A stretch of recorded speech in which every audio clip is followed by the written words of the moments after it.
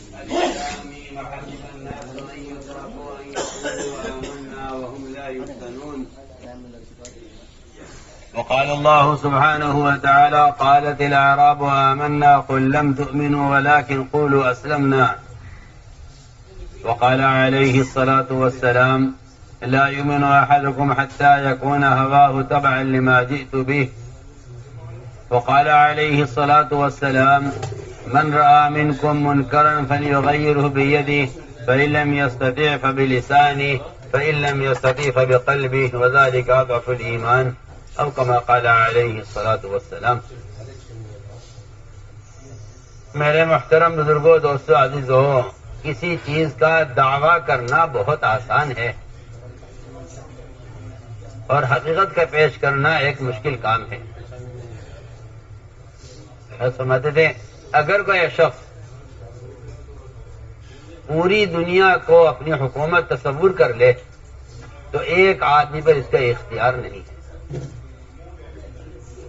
اور اگر کوئی شخص پوری دنیا کی زمین کو اپنے لیے زراعت تصور کر لے تو ایک دانہ اس کے ہاتھ میں نہیں ہے. اگر کوئی شخص پوری دنیا کی منڈیوں کو اپنے لیے تجارت تصور کر لے تو ایک پائی اس کے ہاتھ میں نہیں ہے. کیسے آپ حضرت کو سمجھاؤں، اس زمانے میں اور آپ اسی طرح ایمان کے دعوے کے ساتھ مطمئن ہو کر بیٹھے ہوئے.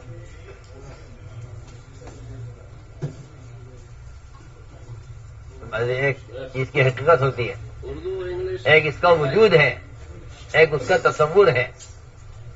اگر آپ تجارت کو تصور کر لیں تو اس تصور سے آپ ایک پائی حاصل نہیں کر سکتے. اگر آپ زمیندارہ تصور کر لیں تو آپ ایک دانہ حاصل نہیں کر سکتے. اسی لیے میں نے عرض کیا کہ اس بارے میں بھی غور کیا جائے کہ آخر قرآن حدیث ایمان کسے کہتے ہیں. قرآن حدیث ایمان کسے کہتے ہیں. اللہ تعالیٰ کسی کو آمنا کہنے پر چھوڑیں گے نہیں جب تک اس کا امتحان نہ لے لیں. ایسا ہو نہیں سکتا وہ لا یفتنون کہ بغیر امتحان کے ان کا ایمان تسلیم کر لیا جائے، ایسا نہیں ہوگا. وہ امتحان کیا ہے؟ وہ امتحان دو چیزیں ہیں. وہ امتحان دو چیزیں ہیں. ایک تو اللہ تعالی کی طرف سے نبی خبر دیں گے عقل کے خلاف، اور دوسری چیز یہ ہے امتحان میں کہ وہ حکم دیں گے عقل کے خلاف. دو چیزوں کو تم عقل کے خلاف تسلیم کر لو تو تمہارا ایمان اللہ کے یہاں قبول ہو جائے گا. دو چیزیں قبول کر لو، ایک اخبار، ایک احکام، اور دونوں چیزیں آپ کی سمجھ، عقل، حالات، تجربے سب کہیں کے آپ کی چاہت کے بھی خلاف ہوں گی. بلکہ میں کہتا ہوں کہ جو احکام ہیں وہ آپ کی فطری تقاضوں کے بھی خلاف ہوں گے. احکام آپ کے فطری تقاضوں کے خلاف ہوں گے. آپ غور کر لیجئے، جتنے بھی احکام ہیں انسان کے فطری تقاضوں کے خلاف ہیں. نیند کا تقاضا ہے نماز فرض ہے، مال کا تقاضا ہے زکوٰۃ فرض ہے، بھوک پیاس کا تقاضا ہے روزہ فرض ہے، شہوت کا تقاضا ہے زنا حرام ہے، اولاد کا تقاضا ہے اولاد کو ذبح کرنے کا حکم دیا ہے ابراہیم علیہ السلام. کوئی ایک لمحہ، کوئی خواہش، کوئی ضرورت ایسی نہیں ملے گی جس کے مقابلے میں حکم نہ آیا. مقابلے میں ہم نے یہ مزاج بنایا ہے کہ جو احکام آ رہے ہیں اللہ کی طرف سے ان احکام کو دنیا پر پیش کر کے دیکھ لو. اگر دنیا اس کو قبول کرے تو عمل کر لو، اور اگر دنیا اس کا انکار کرے تو چھوڑ دو. یہ میرا اور آپ کا ایمان ہے. یہ میرا اور آپ کا ایمان ہے جس سے میں اور آپ مطمئن ہو کر بیٹھے ہوئے ہیں. میرا اور آپ کا ایمان اللہ اکبر حکم کے تابع نہیں ہے، حالات کے تابع ہے. حکومت کیا کہتی ہے، قانون کیا کہتا ہے، ماحول کیا کہتا ہے، ہمارا کلچر کیا کہتا ہے، ہماری سوسائٹی کیا کہتی ہے، ہمارے پڑوسی کیا کہتے ہیں. قرآن نے صاف کہا ہے، قرآن نے صاف کہا ہے کہ جو اللہ تعالیٰ کے حکم کے مقابلے میں مخلوق کی بات مانے انہوں نے مخلوق کو اپنا رب بنایا ہوا ہے۔ آپ سوچیے تو صحیح، کتنی سخت بات ہے۔ ہمیں اور آپ کو ایک عادت ہو گئی ہے ہمارا رب تو اللہ ہے، ہمارا رب تو اللہ ہے، بالکل نہیں۔ ربوبیت اللہ کے رب ہونے کا تقاضا اور مطلب یہ ہے کہ پھر آپ ان کے خلاف دوسروں کی بات نہیں مانیں گے، اس کو رب ماننا کہتے ہیں۔ اگر آپ اللہ کے مقابلے میں اللہ کے غیر کی بات مان رہے ہیں تو آپ نے اللہ کے غیر کو اپنا رب بنایا ہوا ہے۔ یہ میں قرآن سے قرآن کی آیت کا ترجمہ کر رہا ہوں، سیدھی بات۔ منافقین کا مزاج یہ تھا کہ دین پر چلو، مگر اتنے دین پر چلو جتنے دین سے دنیا والے راضی رہیں۔ میں آپ سے خدا کی قسم کھا کر کہتا ہوں، بالکل اسی کا نام نفاق ہے۔ اور یہ میں نے اور آپ نے پکڑا ہوا اس زمانے میں کہ اتنا دین اختیار کرو جس سے دنیا والے تمہارے مقابلے پر نہ آئے، دنیا تم سے ناراض نہ ہو، اتنا دین اختیار کرو۔ اگر حالات اور ماحول کے اعتبار سے ایک مسلمان کا لباس بھی بدلتا ہے تو یہ بہروپیہ ہے، اور بہروپیہ منافق کو کہتے ہیں۔ سمجھ رہے یا نہیں؟ یہ تو بیچارے زمانے کے کچے مولوی ہیں جو جھوٹی تعویلیں کر کے سنت کے مقابلے پر کھڑے ہو گئے ہیں۔ مجھے تو اس کا افسوس اور غم ہے بہت زیادہ۔ میں تو آپ سے اب دل کی بات کہہ رہا ہوں، یہ زمانے کے کچے مولوی ہیں جو حالات قوانین کے اعتبار سے چلتے ہیں، سمجھتے ہیں کہ ہم امت کے ہاتھ پر رحم کر رہے ہیں، ہم کہنے آپ امت کو تباہ کر رہے ہیں۔ آپ نے نفاق کا لبادہ پہنا ہوا ہے اور آپ اپنی زبان سے علم کو بگاڑتے ہیں، لیکن آپ کے جسم سے اگر سنتیں ظاہر نہیں ہو رہی ہیں تو آپ سمجھ لیجئے کہ یہ نفاق کا ایک حصہ ہے۔ اگر مسلمان کے حلیے سے سنتیں ظاہر نہیں ہوتی تو نفاق کا ایک حصہ ہے۔ کیوں؟ منافقین کون تھے؟ منافقین وہ تھے جو یہاں ایک حلیے میں ہوتے تھے، وہاں ایک حلیے میں ہوتے تھے۔ وہ یہ کہتے تھے کہ ایسا درمیانہ راستے اختیار کرو، ایسا درمیانہ راستے اختیار کرو کہ کفر یہ کہے کہ یہ ہمارے ساتھ ہیں اور مسلمان بھی یہ کہیں کہ یہ ہمارے ساتھ ہیں۔ یہ میں آپ سے میں بنیادی بات عرض کر رہا ہوں جو قرآن نے صاف کہا ہے کہ جو اللہ کے رسول کے مقابلے میں ان کے غیر کی اطاعت کر رہے ہیں، انہوں نے اللہ کے غیر کو اپنا رب بنایا ہوا ہے۔ سیدھی بات۔ عدی بن حاتم صاحب نے فرمایا تھا، اے عدی، تم نے اللہ کے غیر کو رب بنایا ہوا تھا۔ عدی بن حاتم نے کہا ایسا تو کبھی نہیں ہوا کہ ہم نے آپ پر ایمان لانے سے پہلے اللہ کے غیر کو رب مانا ہو۔ کہ نہیں عدی، یہ بتلاؤ جب تمہارے پوپ اور پادری اور تمہارے احبار رہبان حرام کو حلال کہتے تھے، حلال کو حرام کہتے تھے، تم ان کی بات مانتے تھے؟ نہیں مانتے تھے کہ جی ہم ان کی بات ماننا کرتے تھے۔ آپ نے صاف فرمایا تب تو تم نے اللہ کے غیر کو اپنا رب بنایا ہوا تھا۔ تم نے صاف بات، تم نے اللہ کے غیر کو رب بنایا ہوا تھا۔ اتخذوا احبارهم ورهبانهم اربابا من دون اللہ، اس کے لیے نہیں تھا کہ یہ بتوں کو سجدہ کرتے تھے، نہیں، بت پرستی نہیں۔ مسلمان اس زمانے میں صرف بت پرستی کو کہتا ہے کہ اللہ کے غیر انہوں نے اپنا رب بنایا ہے، ایسا نہیں ہے۔ صرف بت پرستی نہیں ہے، اللہ کے غیر کو رب بنانا صرف بت پرستی کو نہیں کہتے۔ اللہ کے غیر کو رب بنانا صرف نہیں کہتے۔ اب سمجھتے تھے، تم یہ سمجھتے ہو سر کسی کے سامنے جھک جائے اور پیشانی اللہ کے غیر کے سامنے رکھ دی جائے، اس کو بت پرستی کہتے ہیں؟ تو فرمایا نہیں، ہرگز ایسا نہیں ہے۔ یہ تو بت پرستی کی انتہا ہے، ابتدا تو معاشرے سے ہوتی ہے۔ کہ کیا کیسے سمجھاؤں آپ کو؟ اس کی ابتدا تو معاشرے سے ہوتی ہے۔ پکی بات ہے. سب سے پہلے غیروں کے طریقے کی طرف مسلمان کا معاشرہ جھکے گا. جو آپ کے نزدیک کوئی چیز نہیں ہے اور آپ کہتے ہیں کہ حالات ایسے ہیں کہ اس بارے میں اگر ثبوت اختیار کیا جائے تو بہتر ہے. آج کل کہاں وہ زمانہ رہ گیا ہے کہ ایک مسلمان اتباع سنت پر آوے. آپ اس کو چھوڑیے. اس وقت تو فرائض کے لالے پڑے ہوئے ہیں. فرائض کے لالے اس لیے پڑے ہوئے ہیں کہ سنتوں کو چھوڑ دیا گیا ہے. جو سنت سے محروم کیا جائے گا وہ فرائض سے محروم کیا جائے گا. جو فرائض سے محروم کیا جائے گا وہ ایمان سے محروم کیا جائے گا. یہ ترتیب ہے. یہ ترتیب ہے. میں نے ایک بات عرض کی ہے کہ سوال اس بات کا ہے کہ آپ کے قلب کا جھکاؤ کس طرف ہے. بدن کا جھکاؤ نہیں دیکھا جائے گا بت پرستی میں. یہ دیکھا جائے گا کہ آپ کے قلب کا میلان کس طرف ہے. آپ کے قلب کا جھکاؤ کس طرف ہے. ابراہیم علیہ السلام نے جو اعلان کیا ہے کہ میں رخ اپنا بنے ہوئے سے بنا ہوا ایک طرف پھیر لیا ہے، اس کا مطلب یہ تھا کہ ابراہیم علیہ السلام نے وہ تمام صفات جن کا اللہ نے حکم دیا ہے ان کو پورا کر کے دکھلایا ہے.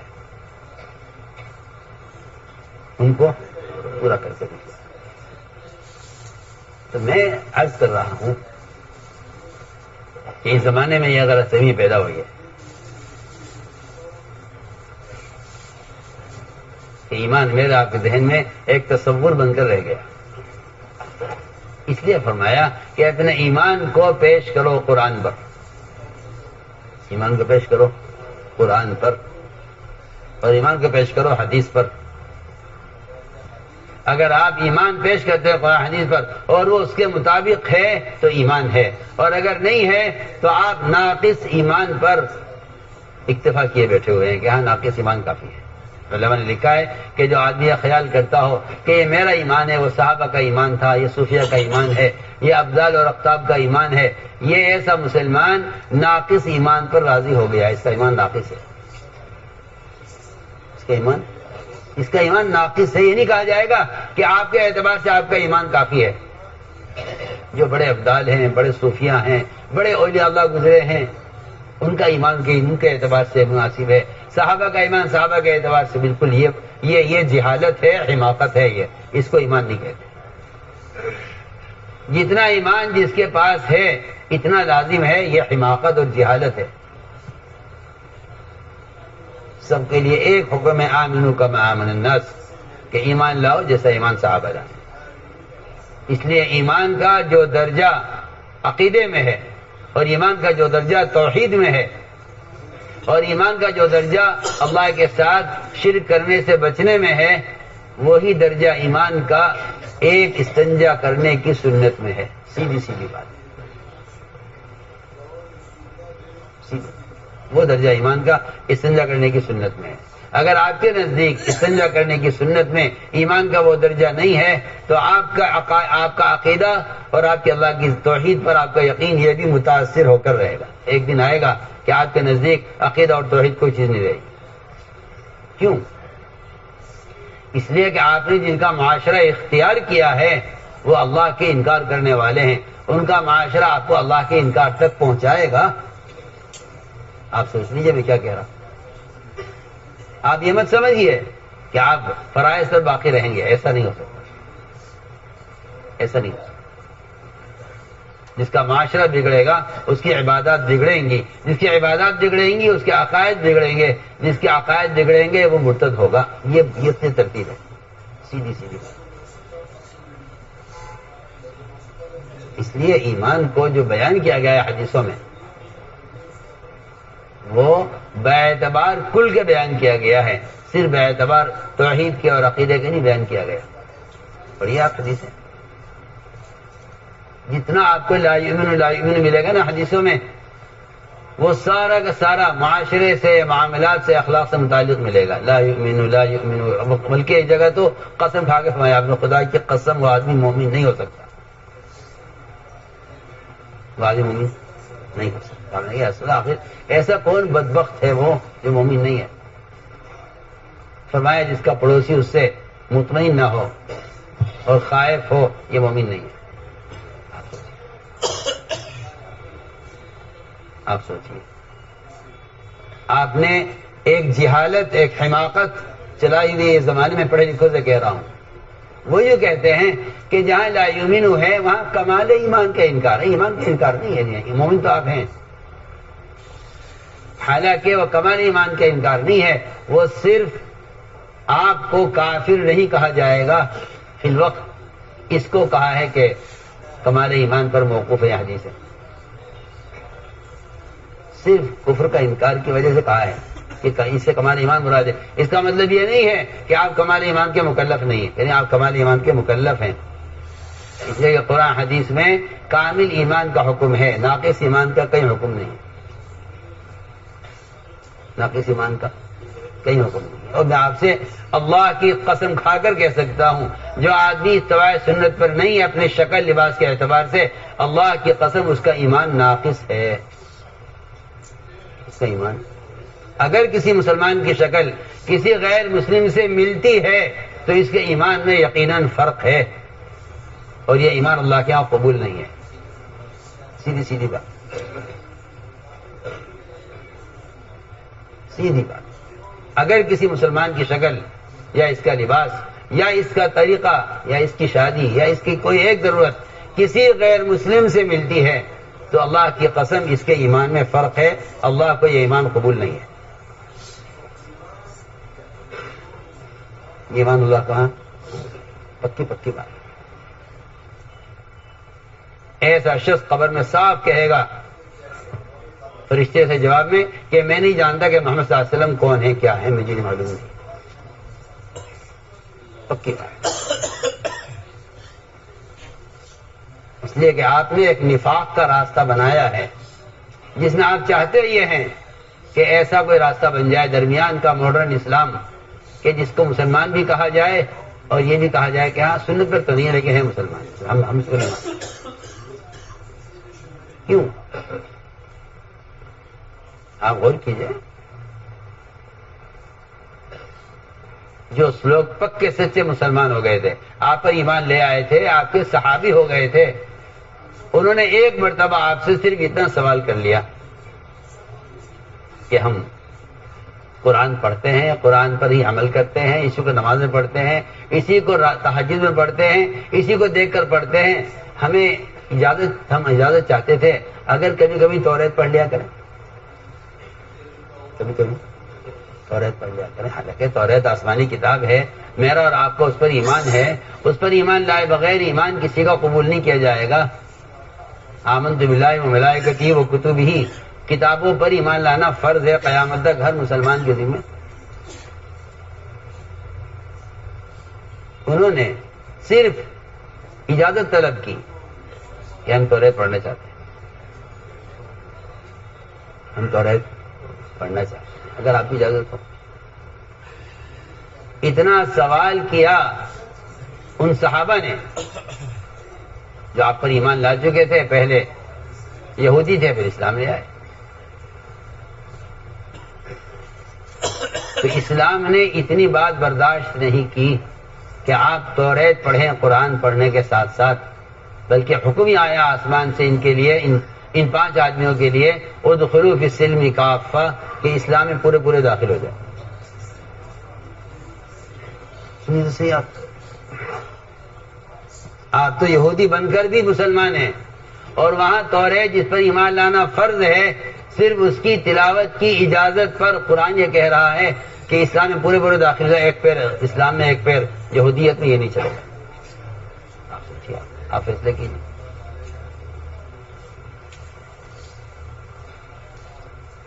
اسلام کیا کہہ رہا؟ ادخلوا، یہ آیت نازل اسی وقت ہوئی، ادخلوا فی السلم کافہ. یہ نہیں کہ آپ دو نمازیں پڑھیں، 3 چھوڑ دیں، 3 پڑھیں 2 چھوڑ دیں، اس پر آیت نازل ہو کہ اسلام میں پورے داخل ہو جاؤ، یا آپ شراب کو حلال کہہ دیں، یا آپ زکوٰۃ کا انکار کر دیں. نہیں، بالکل نہیں، یہ نہیں ہے. انہوں نے کسی فریضے کا انکار نہیں کیا، انہوں نے کسی عمل کا انکار نہیں کیا، انہوں نے صرف اتنی اجازت چاہی کہ ہم قرآن تو پڑھتے ہی ہیں، کبھی توریت پڑھ لیا کریں، آسمانی کتاب ہے، ہمارے نبی موسیٰ علیہ السلام پر نازل کی گئی ہے. ہم پہلے کیونکہ یہودی تھے موسیٰ علیہ السلام کو مانتے تھے، اب ہم اسلام میں آ گئے ہیں، اگر آپ اجازت دیں تو کیا ہم توریت پڑھ لیا کریں؟ اس پر تو قرآن نے ڈانٹ پلائی، ادخلوا فی السلم کافہ، اسلام پر داخل ہو جاؤ۔ اور عمر جیسے عالم نے جن کے بارے میں فرمایا کہ میرے بعد نبی ہوتے عمر نہیں ہو سکتے تھے، انہوں نے صرف اپنی معلومات کے لیے، جاننے کے لیے کہ معلوم تو ہو اللہ نے موسیٰ علیہ السلام کے احکام دیے تھے، توریت کا ایک ورق پڑھا، ایک ورق توریت کا ایک ورق پڑھا، اور اسے پڑھ کر آپ کی خدمت میں لے کر آپ کی خدمت میں حاضر ہے۔ میں عمر یہ ہاتھ میں کیا ہے کاغذ، کیسے کاغذ لے پھر رہے کہ جی یہ توریت کا ایک ورق ہے جو میں نے لیا ہے بنی اسرائیل ان لوگوں سے، یہود سے، تاکہ ہم دیکھیں تو صحیح اللہ نے موسیٰ علیہ السلام کے احکام دیے تھے۔ آپ کو اتنا غصہ آیا، اتنا غصہ آیا، حضرت عمر سے کچھ نہیں کہا، آپ سیدھے مسجد میں گئے اور منبر پر بیٹھے آپ، اور آپ کو غصہ اتنا تھا کہ انصار میں اعلان ہو گیا کہ تلواریں لے چلو، اللہ کے نبی کا کسی نے زیادہ ستایا ہے، جس کو اشارہ کریں گے اس کو ہم قتل کر دیں گے۔ آج پوری مسجد بھر گئی صحابہ سے، ہر ایک کے ہاتھ میں تلوار تھی، سارا غصہ عمر پر تھا کہ توریت کیوں پڑھی؟ آپ سوچیے، آپ سارے دین کو بدل کر ایک نیا دین پیش کریں امت پر، قانون کے لحاظ سے اور معاشرے کے لحاظ سے اور مسلمانوں کی ضرورت کے لحاظ سے، اور آپ کہہ نہیں جی ٹھیک ہے، اب آج کل کے زمانے میں تو اس کے علاوہ کچھ ہو نہیں سکتا۔ مجھے افسوس ان مولویوں پر ہے، میں صاف صاف آپ سے کہہ رہا ہوں، جنہوں نے درمیان کے راستے کی تائید کی ہے۔ یہ نفاق ہے، ایمان نہیں ہے، یہ نفاق ہے، ایمان نہیں ہے۔ مجھے بڑا افسوس ہے اس پر، بڑا افسوس۔ احیاء سنت کو اپنے ذمہ فرض نہ سمجھنا اسلام سے محرومی کا سبب ہے۔ سنت کے احیاء کو اپنے ذمہ کیا نہ سمجھنا؟ احیاء سنت کو اپنے ذمہ فرض نہ سمجھنا اللہ کی قسم اسلام سے محرومی کا سبب ہے۔ یا تو تم احیاء سنت پر آؤ، اور اگر تمہارا مقصد احیاء سنت نہیں ہے تو پھر تم ایک وقت آئے گا کہ تم اسلام کے فرائض کے انکار پر آؤ گے، سیدھی سیدھی بات۔ اللہ کو ناقص دین اللہ کے یہاں قبول نہیں ہے۔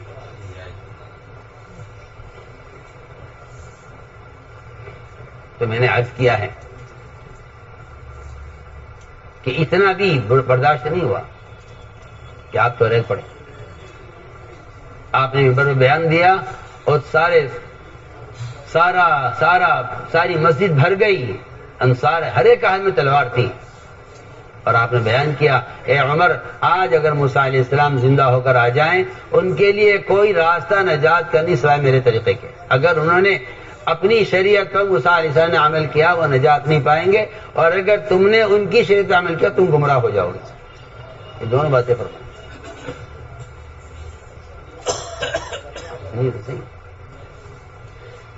آپ تو کفار کے طریقوں کے عادی اور اس کے داعی بن کر چل رہے ہیں، اور وہاں عمر پر غصہ آپ کا اس پر ہے کہ اگر تم نے توریت پڑھی ہے تو پھر تم سمجھ لو، اور ان کے طریقے پر عمل کیا تم گمراہ، اور اگر موسیٰ علیہ السلام آج آ جائیں زندہ ہو کر اور اپنے طریقے پر چلیں تو وہ نجات نہیں پائیں گے، ان کے لیے لازم ہوگا کہ وہ میرے طریقے کے تابع ہوں۔ اگر نبی آپ صلی اللہ علیہ وسلم کے طریقے کے تابع ہوئے بغیر نجات نہیں پا سکتے تو آپ کی امت آپ کے طریقے کے خلاف نجات کیسے پا سکتی ہے؟ آپ فیصلہ کیجیے۔ جو مستقل شریعت لائے ہیں، جن کی مستقل شریعت ہے موسیٰ علیہ السلام کی، اگر وہ آپ کے اتباع کے بغیر نجات نہیں پا سکتے تو جو امت آپ کی شریعت پر ہے وہ دوسروں کے طریقے پر نجات کیسے پا سکتی؟ آپ کو شیطان نے پٹی پڑھائی ہے کہ 5 نمازیں فرض ہیں اور زکوٰۃ اور حج اور روزہ ہے، بس یہ اسلام ہے، جس کے پاس یہ ہے وہ مسلمان ہے۔ حالانکہ میں آپ سے اندر کی بات بتاؤں، اصل یہ کفر سے نکلنے کی شرائط ہے۔ فرائض کا ادا کرنا کفر سے نکلنے کی شرائط، یہ کفر سے نکلنے کی شرائط ہیں۔ جس طرح آپ بغیر ویزے کے کسی ملک میں داخل نہیں ہو سکتے، اللہ کی قسم ان فرائض کے بغیر آپ اسلام میں داخل نہیں ہو سکتے۔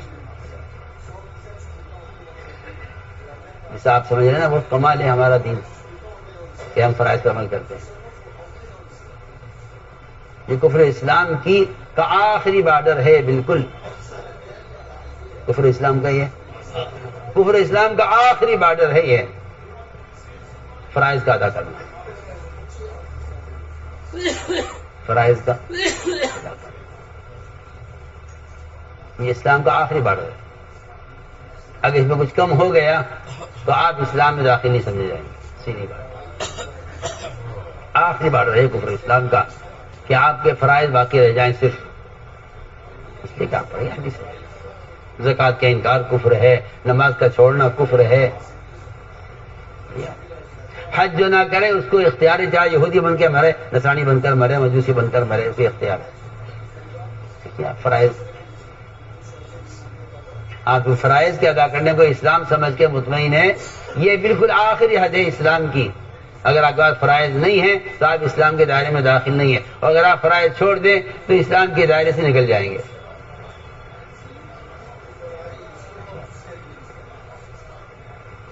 جیسا آپ کے نزدیک اسلام کافی ہے. تو میرے دوستوں میں یاد کرنا چاہتا ہوں کہ آپ حدیث پر ایمان کو پیش کیجئے اور پھر دیکھیے کہ احادیث میں ایمان کسے کہا گیا ہے. احادیث میں ایمان کسے کہا گیا ہے؟ لا یؤمن احدکم حتی یکون ہواہ تبعا لما جئت بہ. جتنا کچھ میں لے کر آیا ہوں اگر آپ عملی طور پر آپ کے پاس نہیں ہے تو پھر آپ ایمان والے نہیں ہو سکتے. وہ تو لوگوں نے تعویلیں کر کے تعبیرات کے زور کو ختم کر دیا. اب مسلمان عبرت نہیں لیتے ان حدیث سے، کیونکہ وہ اس بات سے مطمئن ہے کہ بھئی یہ ایمان تو اونچے درجے کا ایمان ہے، میں اس کے قابل نہیں ہوں. لہذا میرے لیے میرے اعتبار سے ایمان، صحابہ کے لیے صحابہ کے اعتبار سے ایمان، اور صوفیہ کے لیے صوفیہ کے اعتبار سے ایمان. یہ جہالت ہے، حماقت ہے. اسلام میں اس کی کوئی اصل نہیں ہے. مولوی صاحب سن رہے؟ اسلام میں اس کی کوئی اصل نہیں ہے کہ آپ یہ کہیں کہ بھئی ایمان حالات کے زمانے کے اعتبار سے ہوگا. نہیں، نفاق کا جو خطرہ ابو بکر کو ہے وہی خطرہ حنظلہ کو ہے. آپ دیکھیں حنظلہ کا مقام دیکھیے اور اس کا مقام دیکھیے. یہ بات نہیں ہے کہ ابو بکر کا ایمان تو ایسا ایمان ہے کہ ان کو تو نفاق محسوس ہوگا. حنظلہ کا ایمان، حنظلہ کا ابو بکر کے ایمان میں فرق ہے، اس لیے حنظلہ کو وہ فکر نہیں ہے نفاقی جو ابو بکر کو ہے. غلط خیال ہے آپ کا. دونوں کا ایک فکر تھا کہ نافقہ حنظلہ ادھر نافقہ ابو بکر. دونوں آخر میں حاضر ہوئے کہ جی ہم تو منافق ہو گئے ہیں. اس روایت سے معلوم ہوتا ہے کہ صحابہ میں بھی ایمان کے درجے الگ الگ نہیں تھے، بلکہ جو نفاق کا خوف ابو بکر کو ہے وہ حنظلہ کو ہے. سمجھائے ہماری بات؟ ان نافقہ حنظلہ کہ نہیں وہ تو نہیں. ہاں نافقہ ابو بکر ٹھیک ہے، کیونکہ ابو بکر کا ایمان اس قابل ہے کہ ان کو نفاق کا خوف ہو. کہ نہیں، جو خوف نفاق کا ابو بکر کو ہے وہ خوف نفاق کا حنظلہ کو ہے. نافقہ حنظلہ. اس لیے ہم عرض کر رہے کھل کر صاف کہ اس بات پر غور کیا جائے، ورنہ مسلمان سنتوں سے ننگا ہو گیا ہے یہ سوچ کر کہ اس کا ایمان سے کیا تعلق ہے. منافقین کیونکہ ایمان نہیں رکھتے تھے، میں بہت اہم بات کہہ رہا ہوں، منافقین کیونکہ ایمان نہیں رکھتے تھے اس لیے منافقین یہ کہتے تھے کہ چھوٹی چھوٹی چیزوں میں کیوں رج رہے آپ، استنجا ایسے کرو اور دائیں ہاتھ سے کھانا کھاؤ، یہ چھوٹی چھوٹی چیزوں میں کیوں رج رہے آپ. ہاں، جو آج کا مسلمان کر رہا، میں اللہ کی قسم کھا کر کہتا ہوں، جو آج کے پڑھے لکھے لوگ کر رہے ہیں اس کام کو زمانے منافقین کیا کرتے تھے. میں آپ سے بالکل قسم کھا کر دل سے بات کر رہا ہوں. مجھے بڑا افسوس ہے اس کا. ایک سال میں مجھے خط لکھا، میں حیران ہو گیا. میں نے کہا جی آپ پینٹ شرٹ میں نماز کو، میں نے کہا تجھے شرم نہیں آئی؟ تو مولوی ہو کر تجھے اس بات پہ اشکال ہے؟ تجھے شرم نہیں آئی اس بات کو لکھتے ہوئے؟ تم اگر اپنے لباس میں یہودیوں کے نظام میں نہیں جا سکتے تو اللہ کے گھر میں ان کے لباس میں کیسے آ سکتے ہو؟ تم خود فیصلہ کرو. آئے بڑے فتویٰ پوچھنے والے. وہ تو جب دل میں یہودیت سما جاتی ہے اور یہود و نصارہ کے طریقے دلوں میں پیوست ہو جاتے ہیں پھر ایسے لوگوں کو یہ باتیں کھلتی ہیں. کیونکہ جس چیز سے انسان کو محبت ہوگی اس کے خلاف سننا پسند نہیں کرے گا، چاہے وہ شرک ہو یا کفر ہو، یہودیت ہو، بدعت ہو، جو بھی کچھ ہو. اگر محسوس فرماتے تھے جو آدمی بدعت سے محبت کرے گا وہ سنت کے مقابلے میں لڑے گا، وہ کیونکہ اس کو بدعت سے محبت ہے. اب لائیے آپ سنت ہے کیا بات ہے. مولانا الیاس صاحب والے کا یہ مقصد تھا کہ میں اس کام سے ایک ایسی قوم تیار کرنا چاہتا ہوں جن کو دیکھ کر لوگ کہیں کہ ہاں یہ سنت ہے، یہ اسلام ہے. یہ تھوڑی کہ آپ 5 وقت کی نماز ادا کر کے سمجھے کہ یہ اسلام ہے. صحیح بات. ہمارے کام کا مقصد یہ ہے سنت تھا.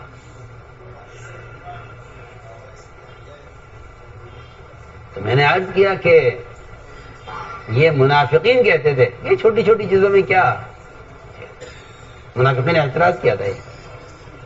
منافقین نے اعتراض کیا تھا کہ یہ تمہارے نبی اتنے بڑے بڑے کارنامے، کفار سے مقابلہ ہو رہا ہے، کفر اسلام کی جنگ ہو رہی ہے، یہ ان بڑے بڑے کارناموں کو دیکھے نا، یہ کیا چھوٹی چھوٹی چیزیں لے کے بیٹھے ہیں کہ سنجے اس طرح کرو اور کھانا دائیں ہاتھ سے کھاؤ. یہ کیا؟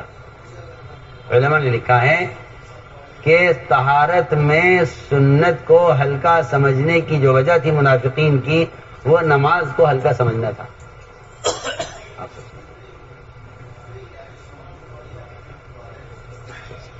یہ اس کی وجہ لکھی کہ جو نماز کو ہلکا سمجھتے تھے وہ طہارت کی سنت کو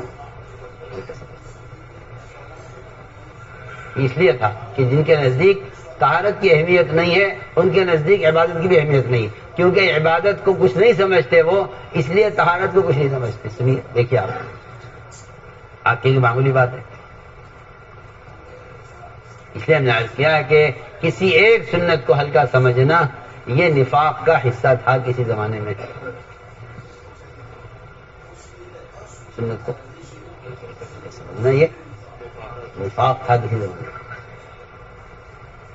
اور آج مجھے اللہ معاف فرمائے میں دیکھتا ہوں ان کے پاس علم ہے، ان کی طرف علم عالم ہونے کی نسبت ہے ان کی طرف، مگر یہ یہود و نصارہ کے طریقے ان کے دلوں میں ایسے سما چکے ہیں کہ انہیں نظر آتا ہے کہ بھئی دیکھو تھوڑی سی سہولت کرو اسلام میں دیا، اسلام میں تنگی نہیں ہے، اسلام میں تنگی نہیں ہے. نہیں، اسلام اتنا مستغنی مذہب ہے کہ اگر آپ عادات بھی غیروں کے طریقے پر ہیں تو اسلام کو آپ کی ضرورت نہیں ہے. اسلام کو آپ کی ضرورت نہیں. میں نے تو آپ کو بہت اچھی مثال دے دی ہے. اللہ کرے یاد رہ جائے کہ اگر توریت بھی آپ پڑھنا چاہتے ہیں تو آپ اسلام میں پورے داخل نہیں ہوئے. آسمانی کتاب ہے توریت، اور اللہ تعالیٰ منع کر رہا ہے کہ نہیں ہمیں آپ کے اسلام، یہ اسلام ہمیں نہیں چاہیے کہ ایک پیر ادھر ہے ایک پیر ادھر ہے. بجائیے 2 کشتی کے سوار کا انجام کیا ہوگا آپ بتائیے تو صحیح. 2 کشتی چلائیے آپ سمندر میں، دونوں کسی نے ایک پیر رکھ لیجیے، آپ دیکھیے آپ کا انجام کیا ہوگا. صحیح بات. منافقین کا بالکل معاملہ یہ تھا کہ وہ 2 کشتیوں کے سوار تھے، اس لیے تباہی، وہ ان کا انجام تباہی تھا کہ وہ 2 کشتی کے سوار تھے. وہ 2 کشتی کے سوار تھے، وہ 2 کشتی کے سوار تھے، اس لیے ہمیشہ ان کا انجام خراب ہوا ہے. کیونکہ وہ یہ کہتے تھے کہ ایک درمیانہ راستہ نکالو. آج بھی مسلمان اس درمیانے راستے کو چاہتا ہے اور اس کا داعی بنا ہوا ہے، اور اس کا داعی بنا ہوا. آج بھی یہ بات ہے کہ مسلمان درمیانہ راستہ چاہتا ہے، اور اس کا خیال یہ ہے کہ یہ بھائی سنتیں اور یہ حلیہ اور یہ بھائی یہ تو بزرگوں کی علامت ہے، اور میں تو بزرگ نہیں ہوں کہ نہیں، یہ مسلمان کی علامت ہے. یہ تو آپ مسلمان ہی، آپ غیر مسلم ہیں، اس کے علاوہ کوئی تیسرا مذہب تو کوئی ہے نہیں. سیدھی بات ہے.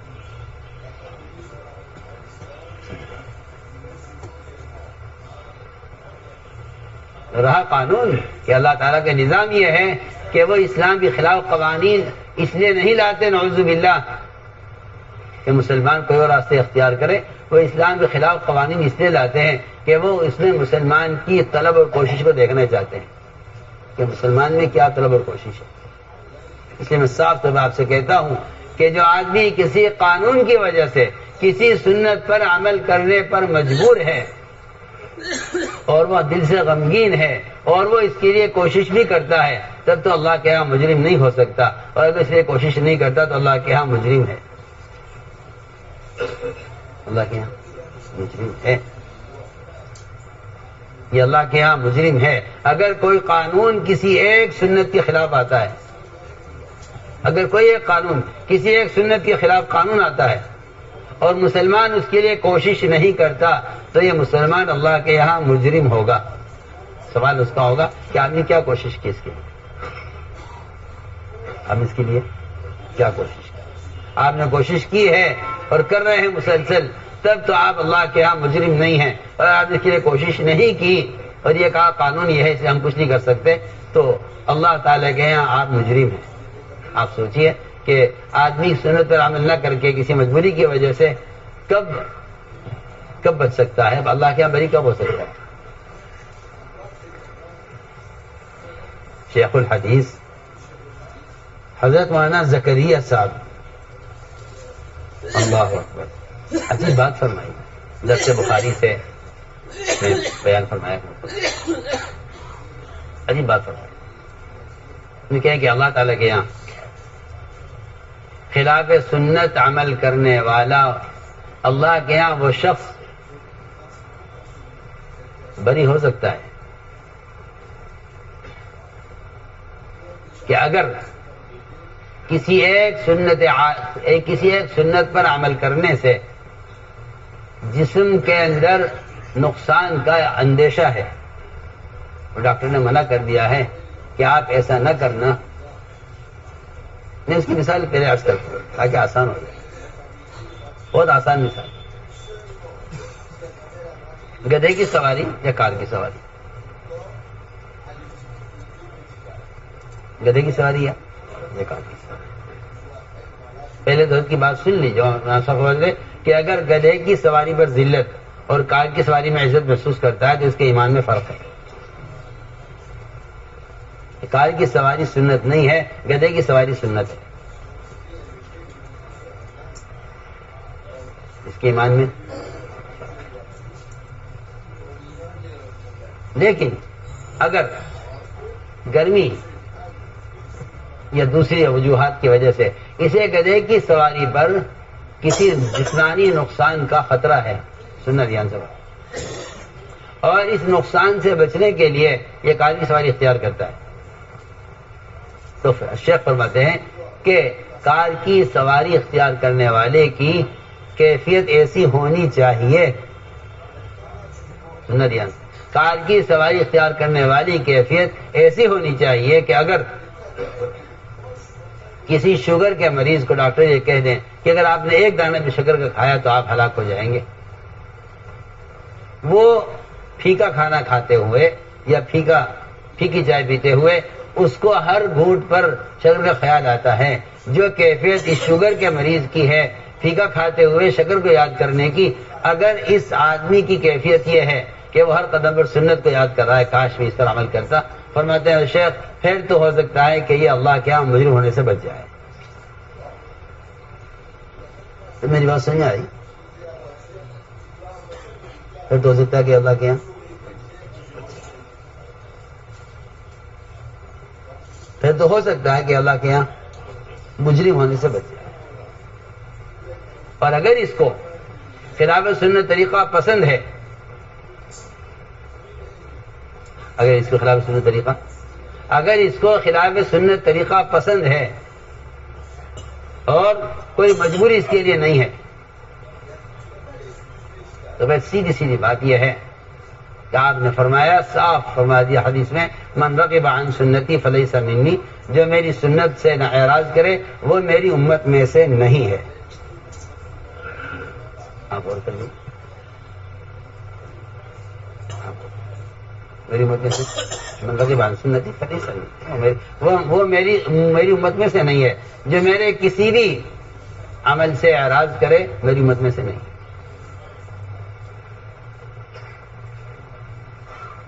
خود غور کیوں؟ اس لیے کہ اس زمانے کے جاہلوں نے مسلمانوں کو یہ پڑھایا ہے کہ جو درجہ فرائض کا ہے وہ سنت کا درجہ نہیں ہے. یہ جاہلوں نے پڑھایا ہے آپ کو. میں تو بالکل کھل کر جاہل کہتا ہوں ایسے شخص کو جس کے نزدیک فرائض اور سنتوں میں فرق ہو، وہ جاہل ہے. وہ جاہل ہے. جو درجہ ایمان کا عقائد میں ہے، اگر وہ درجہ ایمان کا سنتوں میں نہیں ہے تو اس کا ایمان آدھا ہے، اس کا ایمان ناقص ہے. تو جاہل ہے وہ شخص اس کے نزدیک فرائض میں سنتوں میں فرق ہے. یہودی کا نام نہیں کہ آپ یہودی بن جائیں، نصرانی کا نام نہیں کہ آپ نصرانی ہو جائیں. اس طرح عقائد سے لے کر سنتوں کے اتباع تک ایمان ہے، اسی طرح یہودیت اور نصرانیت کہ ان کے عقیدے سے لے کے ان کے طریقے تک پوری یہودیت ہے. میں ہم کچھ کہہ رہا ہوں، ان کے عقیدے سے لے کے ان کے طریقے تک پوری یہودیت ہے. اسی طرح اسلام میں عقائد سے لے کر سنت کے اتباع تک پورا کا پورا اسلام ہے، پورا کا پورا ایمان ہے. میں یہ کہنا چاہتا ہوں. آپ یہ مت خیال کیجئے کہ فرائض تو اسلام کے ہوں، معاشرہ یہود کا ہو تو اس کو یہودی کہا جائے گا، اس کو مسلمان نہیں کہا جائے گا. میں سیدھی بات کرتا ہوں. اگر آپ اسلام کے فرائض پر ہیں لیکن آپ کا معاشرہ، آپ کا لباس یہودیوں کا ہے تو آپ کو یہودی کہا جائے گا، آپ کو مسلمان نہیں کہا جائے گا. سیدھی بات. آپ کو یہودی کہا جائے گا نہیں، اس لیے کہ آپ کے اسلام کا جو تعارف ہوگا نہ وہ آپ کی نماز سے ہوگا، نہ آپ کی زکوٰۃ سے ہوگا، نہ آپ کے روزے سے ہوگا، نہ آپ کے حج سے ہوگا. یہ آپ سوچ لیجیے. آپ کے یہودی ہونے کا جو فیصلہ ہوگا وہ آپ کے حلیے سے ہوگا، وہ آپ کے حلیے سے ہوگا. جی آپ اس کو سوچ لیجیے، آپ کے حلیے سے فیصلہ ہوگا. حضرت عمر نے فرمایا تھا کہ جو آدمی ظاہر میں ہمیں مسلمان دکھلائی دے گا ہم اس پر اعتماد کریں گے، اس کو قریب کریں گے، اس کو مسلمان سمجھیں گے، چاہے وہ تنہائی میں کیسا بھی ہے. اور جس کے ظاہر کو ہم دیکھیں گے کہ اس کا ظاہر اسلام کے مطابق نہیں ہے، نہ ہم اس پر اعتماد کریں گے، نہ اس کو قریب کریں گے. اگر تو وہ یہ کہے کہ جس کی تہجد بہت اچھی ہے اور اس کی رات کا رونا بہت اچھا ہے اور اس کی تلاوت بہت اچھی ہے اور یہ تو بڑے لمبے لمبے وظیفے. آج کل مسلمانوں میں یہ جہالت عام ہے کہ میاں نماز، ذکر، تلاوت، عبادت کو اچھی کرو، باقی رہا حلیہ، اس کا اسلام سے کوئی ایسا ضروری نہیں ہے، جس طرح چاہو بن کر رہو. نہیں، اگر آپ اتباع سنت پر نہیں ہیں تو آپ اسلام کو مٹا رہے ہیں. سیدھی بات ہے. آپ کو اپنے حلیے سے بتانا پڑے گا میں مسلمان ہوں. آپ کو اپنے حلیے سے بتانا پڑے گا کہ آپ مسلمان ہیں. پکی بات. وقال اننی من المسلمین جو قرآن کی آیت کا حصہ ہے، جو دعوت اور عبادت کو جمع کرنے پر بتایا گیا ہے، اس کا مطلب ہی یہی ہے کہ آپ اپنے حلیے سے اپنے آپ کو مسلمان ظاہر کیجئے. اس لیے صاف بات ہے، اسلام کے حلیے کو چھپانے والا فاسق ہے. اسلام کو حلیے کو چھپانے والا فاسق ہے. امامت کی بھی قابل نہیں، امامت کے بھی قابل نہیں ہے. امامت کے بھی قابل نہیں ہے. جو آدمی اپنے اسلام کو چھپا رہا ہے حلیے کے اعتبار سے وہ فاسق ہے. آپ جانتے ہیں فاسق کسے کہتے ہیں؟ ان المنافقون هم الفاسقون. پڑھیے نا قرآن کہ منافق فاسق کو ہی تو منافق کہتے ہیں. آپ سنیے تو صحیح کیا کہہ رہا ہوں. جس کے حلیے سے اسلام ظاہر نہیں ہوگا وہ آدمی فاسق ہے. وہ آدمی فاسق ہے. اور قرآن نے کہا ہے کہ ان المنافقون هم الفاسقون، کہ منافقی تو فاسق ہیں. اچھی بات ہے. فسق اور نفاق ایک چیز ہے. فسق اور نفاق ایک چیز ہے. فسق اور نفاق ایک چیز کا نام. پڑھیے آپ قرآن پڑھیے تاکید کے ساتھ. ان المنافقین هم الفاسقون. جو منافق ہیں وہی فاسق ہیں. کیا مطلب ہے؟ کہ فاسق اسے کہتے ہیں جو اسلام کی علامتوں کو چھپائے کہ میں دیکھنے سے مسلمان نہ لگوں. دیکھنے سے آپ جانتے ہیں, آپ دیکھ لیجیے اس زمانے میں اس ملک میں مسلمان کے علاوہ ہر قوم پہچانی جاتی ہے. سکھ کو پہچان لو, ہندو کو پہچان لو, اس کے بعد وہ علامتیں ہیں جس سے پہچانا جاتا ہے. اگر نہیں پہچانا جاتا تو مسلمان نہیں پہچانا جاتا. آپ کو پوچھنا پڑتا ہے مسلمان سے نام پوچھ کر آپ سلام کرتے ہیں. یہ قیامت کے قریب آنے کی نشانی ہے کہ حدیث میں آتا ہے التسلیم بالمعرفہ من اشراط الساعہ. اسلام کے قیامت کے قریب آنے کی نشانیوں میں سے ہے کہ آپ نام پوچھ کر سلام کریں گے, کیونکہ قیامت فاسقوں پر قائم کی جائے گی. آپ سوچئے نا میں کتنی اہم بات عرض کر رہا ہوں. مولوی صاحب کس پر قیامت قائم کی جائے گی؟ فاسقوں پر. قیامت قائم کی جائے گی فاسقوں پر. فساق پر قیامت قائم کی جائے گی. اور یہ حدیث میں ہے بالکل کہ جب قیامت قریب آ جائے گی تو مسلمان اتنا سنتوں سے خالی ہو جائے گا کہ اس کو سلام کرنے کے نام پوچھنا پڑے گا. پتہ نہیں مسلمان غیر مسلم ہے کون ہے. مسلمان ہی ہے. ہم آپ کے صاف طور پر کرتے تھے کہ جو قوم مسلمان ہوتے ہوئے اپنے معاشرے پر مجتمع نہیں ہے وہ قوم مردہ ہے, اور جو قوم اپنے معاشرے پر مجتمع ہے وہ غیر مسلم ہو کر بھی زندہ رہیں گے. سی وہ قوم زندہ ہے جو اپنے معاشرے پر مجتمع ہے چاہے غیر مسلم کیوں نہ ہو, اور وہ قوم مردہ ہے جو اپنے معاشرے میں مجتمع نہیں ہے چاہے وہ مسلمان کیوں نہ ہو. سچی بات ہے. اس لیے ہم نے عرض کیا کہ جتنی روایتیں ہیں احادیث ہیں جس میں لا یؤمنو لا یؤمنو لا یؤمنو, یہ لا یؤمنو اس لیے کہا گیا ہے تاکہ آپ یہ ایمان لائیں. یہ نہیں کہ آپ کے شرع کی چیز نہیں آپ اس کو چھوڑ دیجئے, یہ نہیں, یہ کہیں بھی ثابت نہیں ہے. جو کہتا ہے کہ یہ بھی ایمان ہے وہ جاہل ہے, وہ اس کو کچھ خبر نہیں ہے قرآن حدیث کی. ورنہ قرآن نے حدیث نے صاف انکار کر دیا ہے. اس لیے لا یؤمنو جہاں بھی آپ دیکھیں گے روایتوں میں وہ سارا کا سارا معاشرے سے اور اخلاق اور معاملات سے متعلق ہوگا. آپ پڑھیے قرآن, آپ پڑھیے حدیثیں. اس لیے ہم نے عرض کیا پہلے ایمان کو پیش کرو قرآن حدیث پر. یہ کسے ایمان کہتے ہیں؟ وہ ایمان ہے جس کا انکار کرتے ہیں وہ ایمان نہیں ہے. کامل نہیں ہے, ناقص صحیح ہے تو بنانے کی باتیں ہیں سب. جو علماء نے لکھا ہے جن کے متقدمین جو لکھ گئے ہیں, بعد کے آنے والے بچڑونگڑے کہوں گا میں تو ان کو, جو اس کی مخالفت کر کے ایک نیا مذہب پیش کرنا چاہتے ہیں, جنہیں کوئی تمیز نہیں ہے, کوئی عقل نہیں ہے, کوئی سمجھ نہیں ہے. ان کے پاس اوپرا علم ہے بیچاروں کے پاس, یہ اس سے جدید مسائل نکال کر امت کو گمراہ کرنا چاہتے ہیں. اس کے علاوہ کوئی مقصد نہیں. ان کی نئی معلومات اور نئے ان کے جو کہنا چاہیے مسلمات ہیں وہ یہ پرانے لوگوں کو بیوقوف سمجھتے ہیں کہ انہیں کوئی اتنی معلومات نہیں جتنی ہمیں. جب آدمی تقوی کے بغیر اور اتباع سنت کے بغیر علم میں داخل ہوتا ہے تو اس کو گمراہی کے دلائل ملتے ہیں. ہم کچھ کہہ رہے ہیں, علماء سے کہہ رہے ہیں جو تقوی کے بغیر اور احیاء سنت کے جہد کے بغیر علم میں داخل ہوں گے ان کو گمراہی کے دلائل ملیں گے.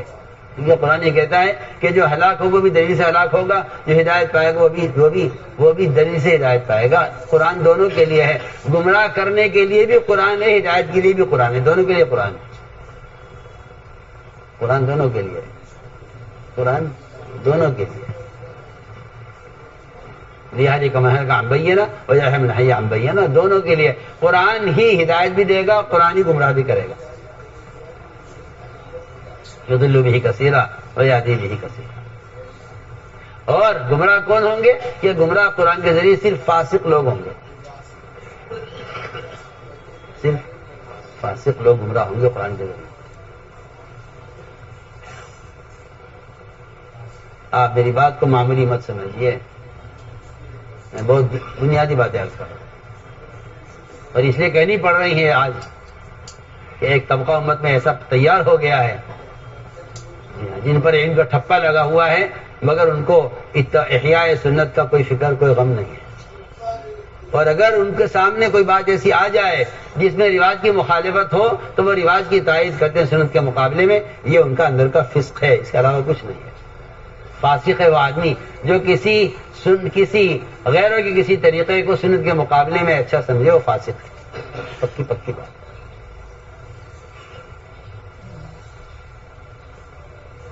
اس لیے کہ دین کا کمال دین ہے، ناقص دین کوئی چیز نہیں ہے. ناقص دین کوئی چیز نہیں، ناقص دین کوئی چیز نہیں. اس لیے دین اپنے کمال کے ساتھ ہے. تو میں نے عرض کیا کہ آپ احادیث پر غور کیجیے. حضور اکرم صلی اللہ علیہ وسلم کہیں صحابہ سے پوچھ رہے آپ بتاؤ ایمان کیا ہے. کہیں صحابہ آپ سے پوچھ رہے ہیں جی ایمان کیا ہے. اور یہ روایت ہے کہیں صحابہ آپ سے پوچھ رہے ہیں ایمان کیا ہے. وہ تو طلب علم کے لیے پوچھ رہے ہیں جی بتا چلے ایمان کیا ہے. اور کہیں آپ صحابہ سے پوچھ رہے ہیں ایمان کیا ہے. آپ پوچھ رہے بطور امتحان کے، وہ آپ سے سوال کر رہے بطور تعلیم کے. تو صحابی نے سوال کیا ایمان کسے کہتے ہیں؟ آپ نے فرمایا جب تجھے نیکی خوش کرے، گناہ غمگین کرے، جان لے کے تم مومن. اذا سرت کا حسنتک وساءت کا سیئتک فانت مؤمن. جب تجھے نیکی خوش کرے، گناہ غمگین کرے، جان. اور گناہ کیا ہے؟ سنو سی گناہ کیا ہے؟ کیونکہ گناہ ہر اس چیز کو کہتے ہیں جو تیرے دل میں کھٹکے، جو تیرے دل میں کھٹکے ہوئے. کیا کھٹکے گا؟ صاحب آپ سے کہتا ہوں کہ اگر آپ سنتوں کے پابند ہیں تو آپ کو خلاف سنت طریقے کھٹکیں گے کہ یہ طریقہ سنت نہیں. جو طریقہ سنت ہے وہ محمد صلی اللہ علیہ وسلم کا طریقہ ہے. جو چیز خلاف سنت ہوگی وہ یقیناً یہود و نصارہ کا طریقہ ہوگا، اس کے علاوہ اور کوئی چیز نہیں ہے. صرف سنت ہے جو فیصلہ کرے گی مسلمان غیر مسلم کے درمیان. میں صاف صاف آپ سے کہہ رہا ہوں صرف سنت. جو متبع سنت ہے وہ اسلام، پورے اسلام پر قائم ہے. جو متبع سنت نہیں ہے وہ دو کشتیوں کا سوال ہے، وہ دو کشتی کا سوال ہے.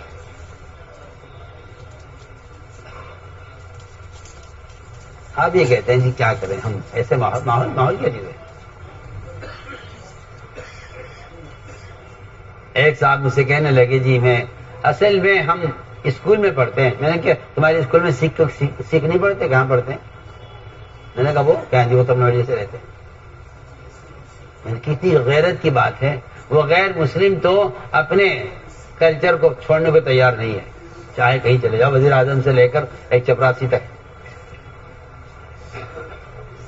ان کے غیروں کو تو اپنے کلچر میں کوئی شرم نہیں ہے. تمہارے ماحول میں اور تم ان کے ماحول میں زیادہ شرم آتی ہے. تم سوچو تو صحیح کہ کفر تم سے زیادہ مضبوط ہے. کفر تم سے زیادہ مضبوط. جیسے مقداد کا لقمہ ہاتھ سے گرا اور زمین سے اٹھایا اس کو کھانے کے لیے. کھانے کو تھے برابر سے ایک آدمی نے ہاتھ مار کر ان سے کہا کہ مقداد رضی اللہ تعالیٰ عنہ سے کہ آپ مسلمانوں کے امیر ہیں اور ان کے علاقے میں آئے ہیں، یہاں کے لوگ بالکل نئے لوگ ہیں اور یہ بیچارے کفر کے زمانے کے قریب ہیں، یا بعض ان میں غیر بھی ہیں جو یہاں کے بڑے عہدے دار لوگ ہیں، وہ ذرا اچھا نہیں سمجھیں گے کہ آپ لقمہ زمین سے اٹھا کر کھائیں. اس لیے یہاں بے شک یہ سنت تو ہے، مانتے ہیں، لیکن اس سنت پر عمل کا یہاں اس جگہ موقع نہیں ہے. یہ ہے یہ ہے وہ نفاق جو کہہ رہا ہے یہاں موقع نہیں ہے، یہ ہے وہ نفاق جس کا جو کہتا ہے یہاں سنت ہے، یہ مانتے ہو سنت ہے، یہاں موقع نہیں ہے، یہاں اس کا موقع نہیں۔ بتاؤں مسلمانوں کو شیطان نے کیا دھوکہ دیا ہے؟ شیطان نے مسلمانوں کو یہ دھوکہ دیا ہے کہ سنت پر وہاں عمل کرنا چاہیے جہاں آپ لوگوں کے سنت پر ہنسنے کا سبب نہ بنے۔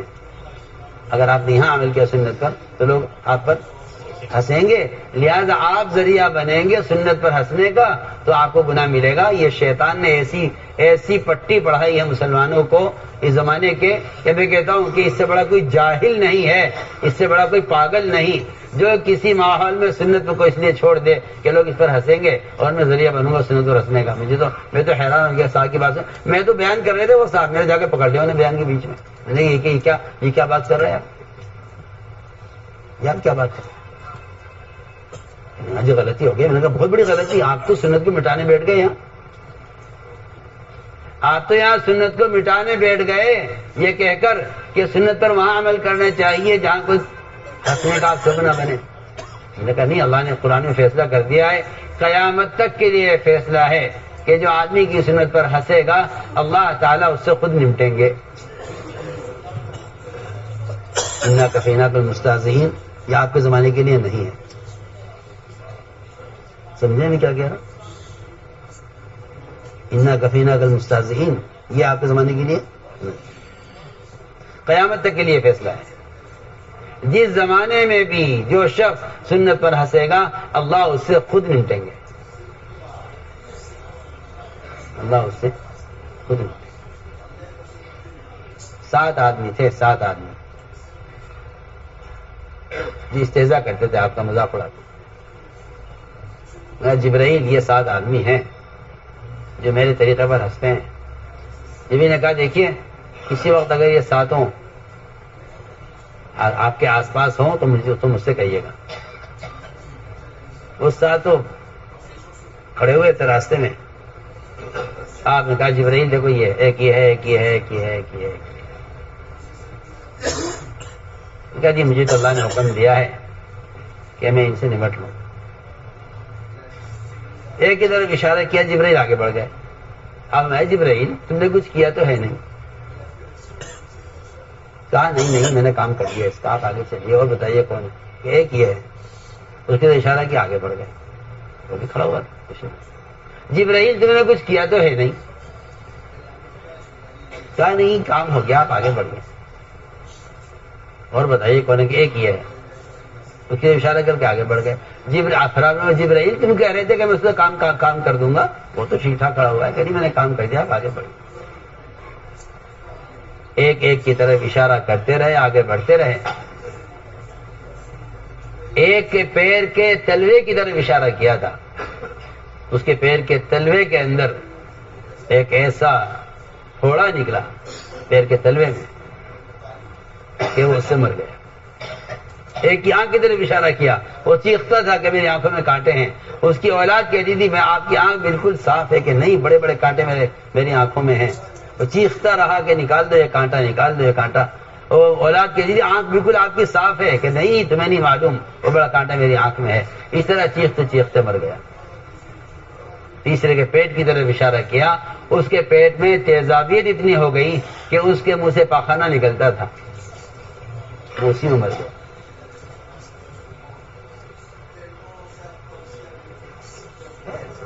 تو بات یہ ہے، آپ سمجھتے ہیں آپ کی یہ حماقت ہے کہ کیونکہ مسلمان دنیاوی فنون میں آگے نہیں بڑھا اس لیے غیر مسلط ہے، مسلمان مغلوب ہے۔ یہ اس زمانے کے جاہلوں کا خیال ہے جو مسلمانوں کے لیڈر بن کر بیٹھے ہیں، اور وہ یہ سمجھاتے ہیں مسلمانوں کو کہ اگر تم تعلیم میں آگے ہوتے نا فنون میں تو تم ان پر مسلط ہوتے۔ کسی صحابی سے کسی نبی سے یہ بات ثابت نہیں ہے، کہیں قرآن حدیث میں یہ بات ثابت نہیں ہے جو آپ کہہ رہے ہیں کہ اگر مسلمان فنون میں آگے ہوتا تو مسلمان غالب ہوتا۔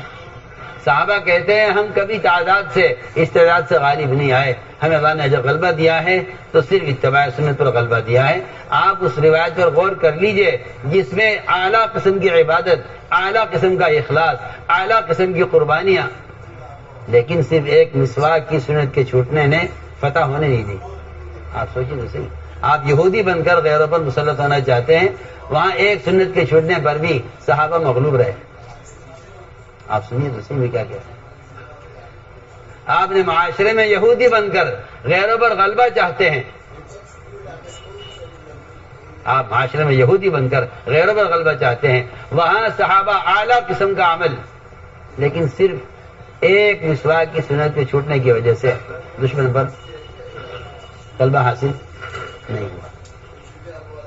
بیٹھ کے مشورہ کیا, آخر کیا بات ہے, نمازیں اعلیٰ درجے کی ہیں, سچائی اخلاص اعلیٰ درجے کا ہے, اللہ کے لیے لڑ رہے ہیں, آخر کیوں کہ ہاں مسواک چھوٹ گئی, اب یاد آیا, کیونکہ مسواک کی تو دشمن میدان چھوڑ کر بھاگا. آپ سوچیں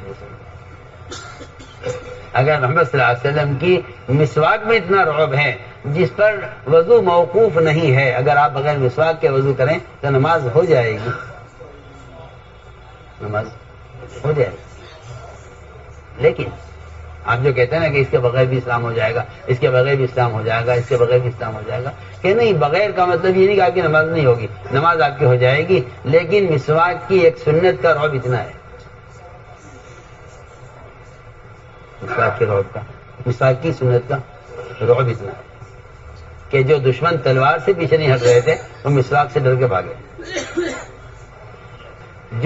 جس رعب سے اللہ نے محمد صلی اللہ علیہ وسلم کی مدد کی ہے, اللہ نے قیامت تک کے لیے وہ رعب آپ کی سنتوں میں رکھ دیا ہے. تو لوگ یہ دیکھتے ہیں بھائی موقع دیکھو, موقع ہے یا نہیں, موقع ہے یا نہیں. عداس غلام, مشترک غلام عتبہ شیبہ کا, عداس مشترک غلام عتبہ و شیبہ کا, اس کے اسلام لانے کا جو اصل سبب بنا ہے وہ آپ صلی اللہ علیہ وسلم کے انگور کا دانہ لے کر بسم اللہ پڑھنے پر. عداس نے پوچھا, آپ نے کیا پڑھا ہے؟ آپ نے, آج کل کے لوگ تو بیچارے بے عقل ہیں, کہیں سے نماز کے فوٹو دکھا دیے, کہیں سے جلسے کے فوٹو دکھا دیے, کہیں سے حج کو نشر کر دیا کہ لو جی ماشاءاللہ دیکھو اسلام. کوئی بات ہے بنا, جی اسلام دکھا رہے, کہیں جلسہ دکھلا دیا, کہیں کا مدرسہ دکھلا دیا, کہیں حج دکھلا دیا. حالانکہ اللہ کے مدد کے آنے کے لیے سب سے بنیادی چیز یہ تھی کہ اگر آپ اتباع سنت پر ہیں تو اللہ تعالی مسلمان کے اتباع سنت کے بقدر باطل کے دل میں رعب پیدا کریں گے. ورنہ بات آپ یاد رکھیے گا, مسلمان کے صرف فرائض کے ادا کرنے سے باطل میں کوئی رعب پیدا نہیں ہوتا, بلکہ روایتوں میں ملتا ہے کہ کفار انتظار میں رہتے تھے کہ نماز پڑھیں گے تو ان پہ حملہ کریں گے, یہ نماز پڑھیں گے. اللہ نے نماز کو پھر سادہ خوف کیا, دو حصوں میں تقسیم کیا کہ بھائی اگر دشمن کا خطرہ ہے تو تمہیں نماز کی 2 جماعتیں کر لو. صلاۃ خوف دی گئی ہے, کیا دی گئی؟ صلاۃ خوف. جی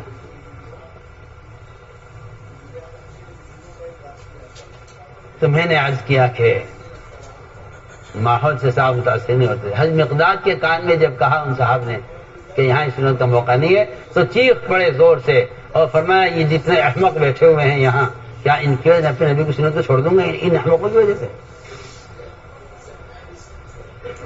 اس کا تھا رعب, اس کا رعب تھا.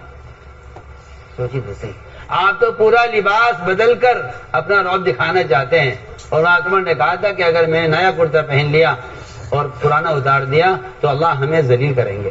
آپ سنیے تو صحیح, نیا کرتا پہننا بھی سنت ہے, پرانا پہننا بھی, پیوند کا بھی سنت ہے, نیا بھی سنت ہے. لیکن اگر آپ پیوند کے کرتے کو ہلکا سمجھتے ہیں, کیونکہ پیوند کا پہننا سنت ہے, اگر آپ پیوند کے کرتے کو ہلکا سمجھتے ہیں اور نئے کرتے میں آپ سمجھتے ہیں وہاں والے متاثر ہوں گے, تو تم صاحب فرمایا کہ اللہ ہمیں ذلیل کریں گے, اللہ ہمیں.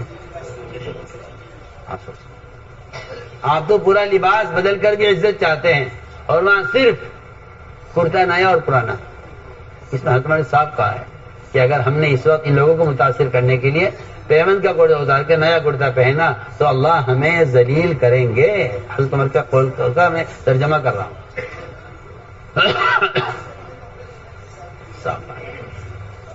اگر ہم نے عزت تلاش کی ان چیزوں میں جس سے غیر متاثر ہوتے ہیں, آپ دیکھ لیجیے مسلمان کہ اگر میں فنون میں کمال حاصل کر لوں، اور اگر ہم ایٹمیات میں کمال حاصل کر لیں، اور اگر ہم ٹیکنالوجی میں آگے بڑھ جائیں، یہ مسلمان کے یہ سارے ذلت کے اور مغلوب ہونے کے راستے ہیں جن کو آپ عزت کا اور غالب آنے کا ذریعہ سمجھ رہے ہیں۔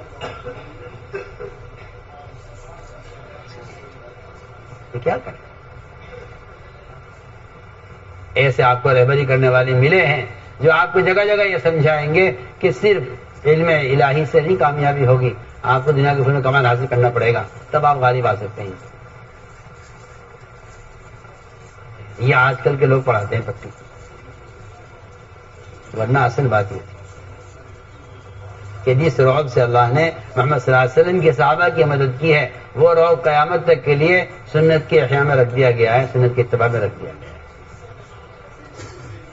ورنہ صحابہ کیا واقعات پڑھیے نا، ایسے باتیں کرتے تھے بادشاہوں سے جن کے نام سے لوگ کانپتے تھے، آپ ان سے ایسے بات کرتے تھے، صاحب ان سے ایسے بات کرتے، کسی غلام سے بات کی جاتی، اور تعجب ہوتا تھا کہ یہ جن کے پاس کھانے کو نہیں، پہننے کو نہیں، اس طرح بات کر رہے ہیں ہم سے۔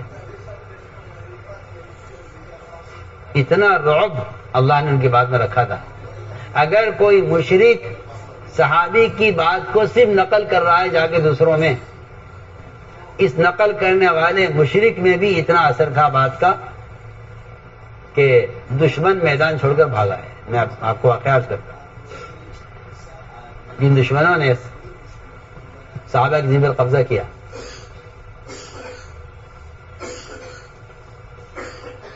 صحابہ کی زمین پر قبضہ کیا، بھائی دیکھو یہاں سے یا تو یہاں رہو، یہاں سے نکل جاؤ، اگر نہیں ہم یہاں سے نکلیں گے نہیں بلکہ تمہیں نکالیں گے۔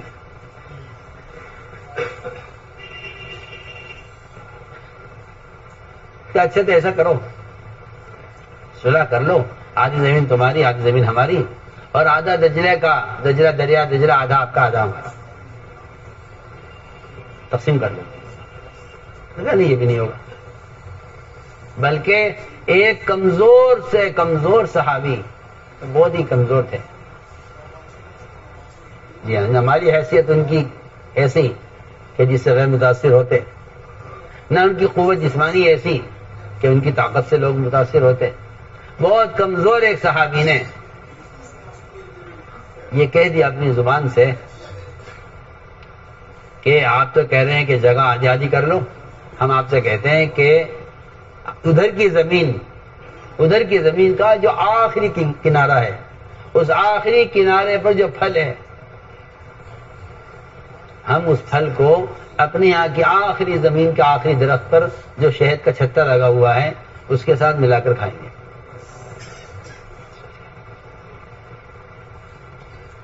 کس نے کہا؟ یہ صحابی نے کہا۔ میں نے کہا جی زمین آدھی آدھی کر لو، آدھی زمین آپ کی، ادھر کی زمین آپ کی، ادھر کی زمین ہماری، اور دریائے دجلہ آدھا دریا آپ کا آدھا دریا ہمارا، کھاؤ پیو موج سے رہو۔ نہیں، آپ سن لیجئے، ہم تو یہ کہتے ہیں کہ آپ کی جو زمین کی کا درخت آخری درخت ہے، اس پر جو شہد کا چھتا لگا ہوا ہے، ہم آخری درخت کے پھل کو اس سے ملا کر کھائیں گے، یعنی یہاں کی زمین کا آخری کونا، ادھر کی زمین کا آخری کونا سب ہمارا ہے۔ یہ ایک صحابی نے، کس سے؟ ایک مشرک سے، سنو تو صحیح،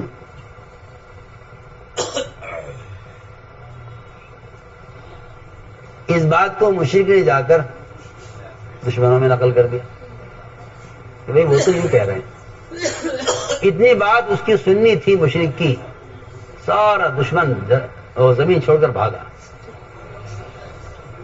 رہے ہیں، سامان چھوڑ کر بھاگ گئی۔ کہا کیا ہوا؟ آپ کے آدمی نے ایسی بات کہی۔ حالانکہ سب نے صحابی سے نہیں سنا، ان صحابی سے تو ایک مشرک نے سنا ہے، اس ایک مشرک نے اس بات کو صرف نقل کیا ہے جا کر، سب بھاگ۔ ایک بہت بڑا آدمی سے بھاگا نہیں جا رہا تھا، اس کو ایک صحابی نے پکڑا، بھائی کیا بات ہے، تم لوگ کیوں بھاگ رہے علاقہ چھوڑ کر، کیا بات ہے؟ رہو آرام سے کہ نہیں، میں تمہارے ایک آدمی نے ایک بات کہی ہے جس کی وجہ سے ہم سب ڈرے ہوئے ہیں، ہم سب جا رہے ہیں۔ واقعی کیا بات کی؟ کس نے کہی؟ کہ وہ تمہارے وہ ہے نا وہ فلاں بوڑھا آدمی، انہوں نے بات کی. صاحب نے پکڑا، بھائی ایسا کیا کہہ دیا تم نے کہ کیا میری تو کوئی بات ہی نہیں کسی. لوگوں نے کہا نہیں بتاؤ تسی کیا بات. نے کہا میں نے کسی سے کوئی بات ہی نہیں کی. سے بلایا کہ بھائی دیکھو یہ یوں کہہ رہے ہیں، تم نے یہ بات کہی ہے. وہ کہتے ہیں میں نے یہ بات، مجھے تو آپ، میں تو پہلی مرتبہ سن رہا ہوں یہ بات، میں نے تو کوئی ایسی بات نہیں کہی کہ یہاں کا پھل یہاں کے شہر سے کھائیں گے لگا کر، میں نے یہ بات نہیں کی. روایت میں آتا ہے کہ ان صحابی کی زبان پر فرشتہ بولا تھا. اس فرشتے کی بات کے نقل کرنے میں بھی ایک مشرک کی بات میں اتنا اثر تھا. اس بات کو جو نقل کیا جا کے مشرک نے، آپ سوچیں جب مشرک کی بات سے اتنا اثر پڑا ہے تو پھر ایک مومن کی بات کا کیا اثر ہونا چاہیے. میں تو ایک مثال کر رہا ہوں. مگر ہماری سب کی کیا کہنا چاہیے، محرومی یہ ہے کہ میں اور آپ یہ کہہ کر بات ختم کر دیتے ہیں کہ وہ صحابی تھے، ہم صحابی نہیں ہیں. میں اللہ کی قسم کھا کر کہہ سکتا ہوں کہ اس امت کی مدد صحابہ کی وجہ سے نہیں تھی. اس امت کی مدد ان طریقوں ضابطے کی وجہ سے تھی جو ضابطے صحابہ نے اختیار کیے. آج اگر یہ امت و ضابطے اختیار کرے تو ایک مسلمان کی مدد 10 صحابہ کے بقدر ہوگی، ایک مسلمان کو اجر 50 صحابہ کے بقدر ملے گا. حدیث میں ہے، صحیح روایت. مگر آپ نے تو نیا اسلام جاری کیا ہے نا، ایک نیا اسلام. آپ تو پڑھے لکھے ہیں، آپ کو اللہ نے علم دیا ہے، مگر آپ ماڈرن اسلام چاہتے ہیں. آپ سنت کے نہ داعی ہیں نہ آپ سنت کے احیا کرنے والے ہیں. آپ کو ایک ماڈرن اسلام چاہیے کہ جس سے سب خوش رہیں. آپ کو ایک ماڈرن اسلام چاہیے. آپ کو شرم آتی ہے اتباع سنت میں. اس میں شرم آنے کی وجہ یہ ہے کہ آپ کے دل میں یہود و نصارہ جڑیں پکڑ چکے ہیں. یہ پکی بات. تو میں نے عرض کیا کہ صحابہ سے آپ نے پوچھا ہے ایمان کسے کہتے ہیں. اس لیے آپ اگر غور کریں اس روایت پہ،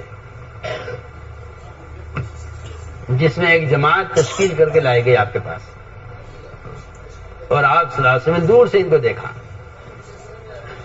دور سے دیکھ کر آپ پہچان گئے کہ ایمان والے ہیں. دور سے دیکھ کر آپ پہچان گئے ایمان والے ہیں. نہ نام پوچھنے کی ضرورت ہے نہ مذہب پوچھنے کی ضرورت ہے. دور سے دیکھ کر پہچان لیا. اس لیے کہ مسلمان کو اپنا تعارف کرانے کی ضرورت نہیں ہے. مسلمان کو اپنا تعارف کرانے کی ضرورت نہیں ہے. مسلمان کو اپنا تعارف کرانے کی ضرورت نہیں ہے. جس طرح پولیس والا اپنے لباس سے تعارف کا محتاج نہیں، اس طرح مسلمان اپنے حلیے سے تعارف کا محتاج ہے.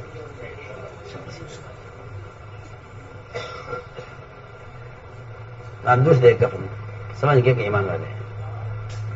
آپ نے سوال کیا ما انتم، یہ سوال اس کا نہیں تھا کہ آپ کون لوگ ہیں. صاف ہے روایت کے اندر یہ سوال اس کا تھا کہ اگر آپ ایمان والے ہیں تو پھر آپ کے ایمان کی دلیل کیا ہے. یہ سوال اس کا تھا. وہ تو نظر آ رہا تھا کہ ایمان والے ہیں. فرمایا ایمان والے تو تم ہو، نظر آ رہا ہے صاف، لیکن تمہارے ایمان کی حقیقت کیا ہے. انہوں نے ایمان کے سوال میں ایمان کو بیان نہیں کیا بلکہ ایمان کی علامتیں بیان کی. ایمان کی علامتیں بیان کی. ایمان نہیں بیان کیا، ایمان کی علامتیں بیان کی. سب نے ایک زبان اور 7 آدمی کی جماعت تھی، سب نے کہا جی ہم سب ایمان والے ہیں. فرمایا کیا دلیل ہے؟ کہ جی دلیل یہ ہے کہ ہمارے اندر 15 خصلتیں ہیں. ہمارے اندر 15 خصلتیں ہیں. سب سے پہلی بات تو یہ ہے کہ 5 باتوں پر ہمارا ایمان ہے. 5 باتوں پر ہمارا ایمان ہے. ہم ایمان لائے ہیں اللہ پر. کہ اللہ پر ایمان لانے کا مطلب یہ ہے کہ ہم نے کبھی اس کے غیر کو وہ درجہ نہیں دیا. ہم اللہ پر ایمان لائے ہیں، اس لیے ہم کسی بھی معاملے میں اس کے غیر کی اطاعت اور اس کے غیر کو ہم رب نہیں مان سکتے. میں شروع میں کہہ چکا ہوں کہ اللہ کے غیر کی اطاعت، اللہ کے غیر کو رب ماننا ہے. پہلی شروع میں کر چکا ہوں. پہلی بات تو یہ ہے کہ ایمان لائے اللہ، اور ایمان لائے اس کے فرشتوں پر، اور ایمان لائے اس کی کتابوں پر. اس زمانے میں مسلمان کا خیال یہ ہے کہ قرآن کو وحی ماننا یہ قرآن پر ایمان لانا ہے. سنا جی آپ سے کچھ کہہ رہا مجھے، میں آپ سے کہہ رہا ہوں نا بار بار کہ ایمان ایمان. میرے اور آپ کے اس زمانے میں مسلمانوں کا خیال یہ ہے کہ قرآن کو آخری کتاب سمجھنا، اور قرآن کو آسمانی کتاب سمجھنا، اور قرآن کو محمد صلی اللہ علیہ وسلم پر نازل ہونے والا، قرآن کو نبی پر نازل ہونے کا اقرار کرنا، اس کو قرآن پر ایمان لانا کہتے ہیں. حالانکہ اس سے قرآن پر ایمان لانا نہیں کہتے. میں کچھ کہنا چاہتا ہوں، میں شروع سے ایک بات عرض کر رہا آپ سے کہ میں اور آپ سب ایمان کے بارے میں بالکل غلط فہمی کا مبتلا ہے. ہم سمجھتے ہیں قرآن کو قرآن ماننا اور قرآن پر ایمان لانا ہے. میں کہتا ہوں یہ کافر کے لیے تھا کہ وہ قرآن کو قرآن مان لے، مومن کے لیے یہ بات نہیں ہے. مومن کے لیے یہ بات نہیں. آپ کا خیال غلط ہے. مومن کے لیے یہ بات نہیں ہے کہ وہ قرآن کو قرآن ماننے کو ایمان سمجھے. نہیں، بالکل نہیں. آپ اس دھوکے میں ہیں کہ میں اسے اللہ کی کتاب تسلیم کرتا ہوں، یہ میرا ایمان ہے. اس پر نہیں. میرے دوستو عزیزو، قرآن کو اللہ کی کتاب تسلیم کر لینا، اس پر تو کفار مکہ بھی پہنچے ہوئے تھے. اس میں دوسرے کون؟ کفار مکہ. جس ایمان سے میں اور آپ مطمئن ہے نا کہ ہاں بھائی قرآن اللہ کی کتاب ہے، ہم مانتے ہیں اس کو. قرآن کو اللہ کی کتاب تسلیم کرنے پر تو کفار بھی آئے ہوئے تھے. آپ کہاں سو رہے؟ آپ قرآن کو قرآن ماننے کو قرآن پر ایمان سمجھتے ہیں؟ قرآن کو آخری کتاب آسمانی ماننے کا آپ اس پر ایمان لانا سمجھتے ہیں؟ حالانکہ اس بات پر مشرکین مکہ پورے آئے ہوئے تھے. اور آپ کا خیال یہ ہے بھائی ہم قرآن کو اللہ کی کتاب مانتے ہیں، دیکھیے ہمارا قرآن پر ایمان ہے. نہیں نہیں، یہ آپ کا ایمان یہ ہے ہی نہیں. آپ سے اس کا مطالبہ ہی نہیں ہے. آپ سے اس کا مطالبہ ہی نہیں ہے. اس کا مطالبہ تو کافر سے تھا کہ آپ اسے اللہ کی کتاب تسلیم کریں، اور کافر اس پر پہنچے ہوئے تھے. مشرکین مکہ خوب جانتے تھے کہ یہ آسمانی کتاب ہے. سنیے آپ، ایک نہیں سینکڑوں قصے سنیے آپ. جس شاعر کا شعر سب سے زیادہ عمدہ مانا جاتا تھا، اس کا شعر بیت اللہ پر لٹکایا جاتا. سورہ کوثر نازل ہوئی، 3 آیتیں. سب سے مختصر صورت. تمہارے علی لے جاؤ، یہ کعبے پر لٹکا دو. آیا تو بڑے بڑے شاعروں کی لمبی لمبی غزلیں وہاں لٹکی ہوئی ہیں. کہا نہیں علی جاؤ کوثر لٹکا دو وہاں. سورہ کوثر لٹکائی گئی. سارے کافر شاعروں نے اپنے اپنے اشعار اتار لیے وہاں سے، اور یہ کہا کہ آج تو محمد صلی اللہ علیہ وسلم پر اتنی بلیغ صورت نازل ہوئی ہے کہ اس نے سارے اشعار فیل کر دیا. سارے اشعار. سورہ نجم نازل ہوئی. سورہ نجم کا اسلوب کفار سن کر حیران ہو گئے، کہنے کہ آج تم پر وہ صورت نازل ہوئی ہے، ہماری آج تک کی ساری شاعری ہمیں فیل کر دی.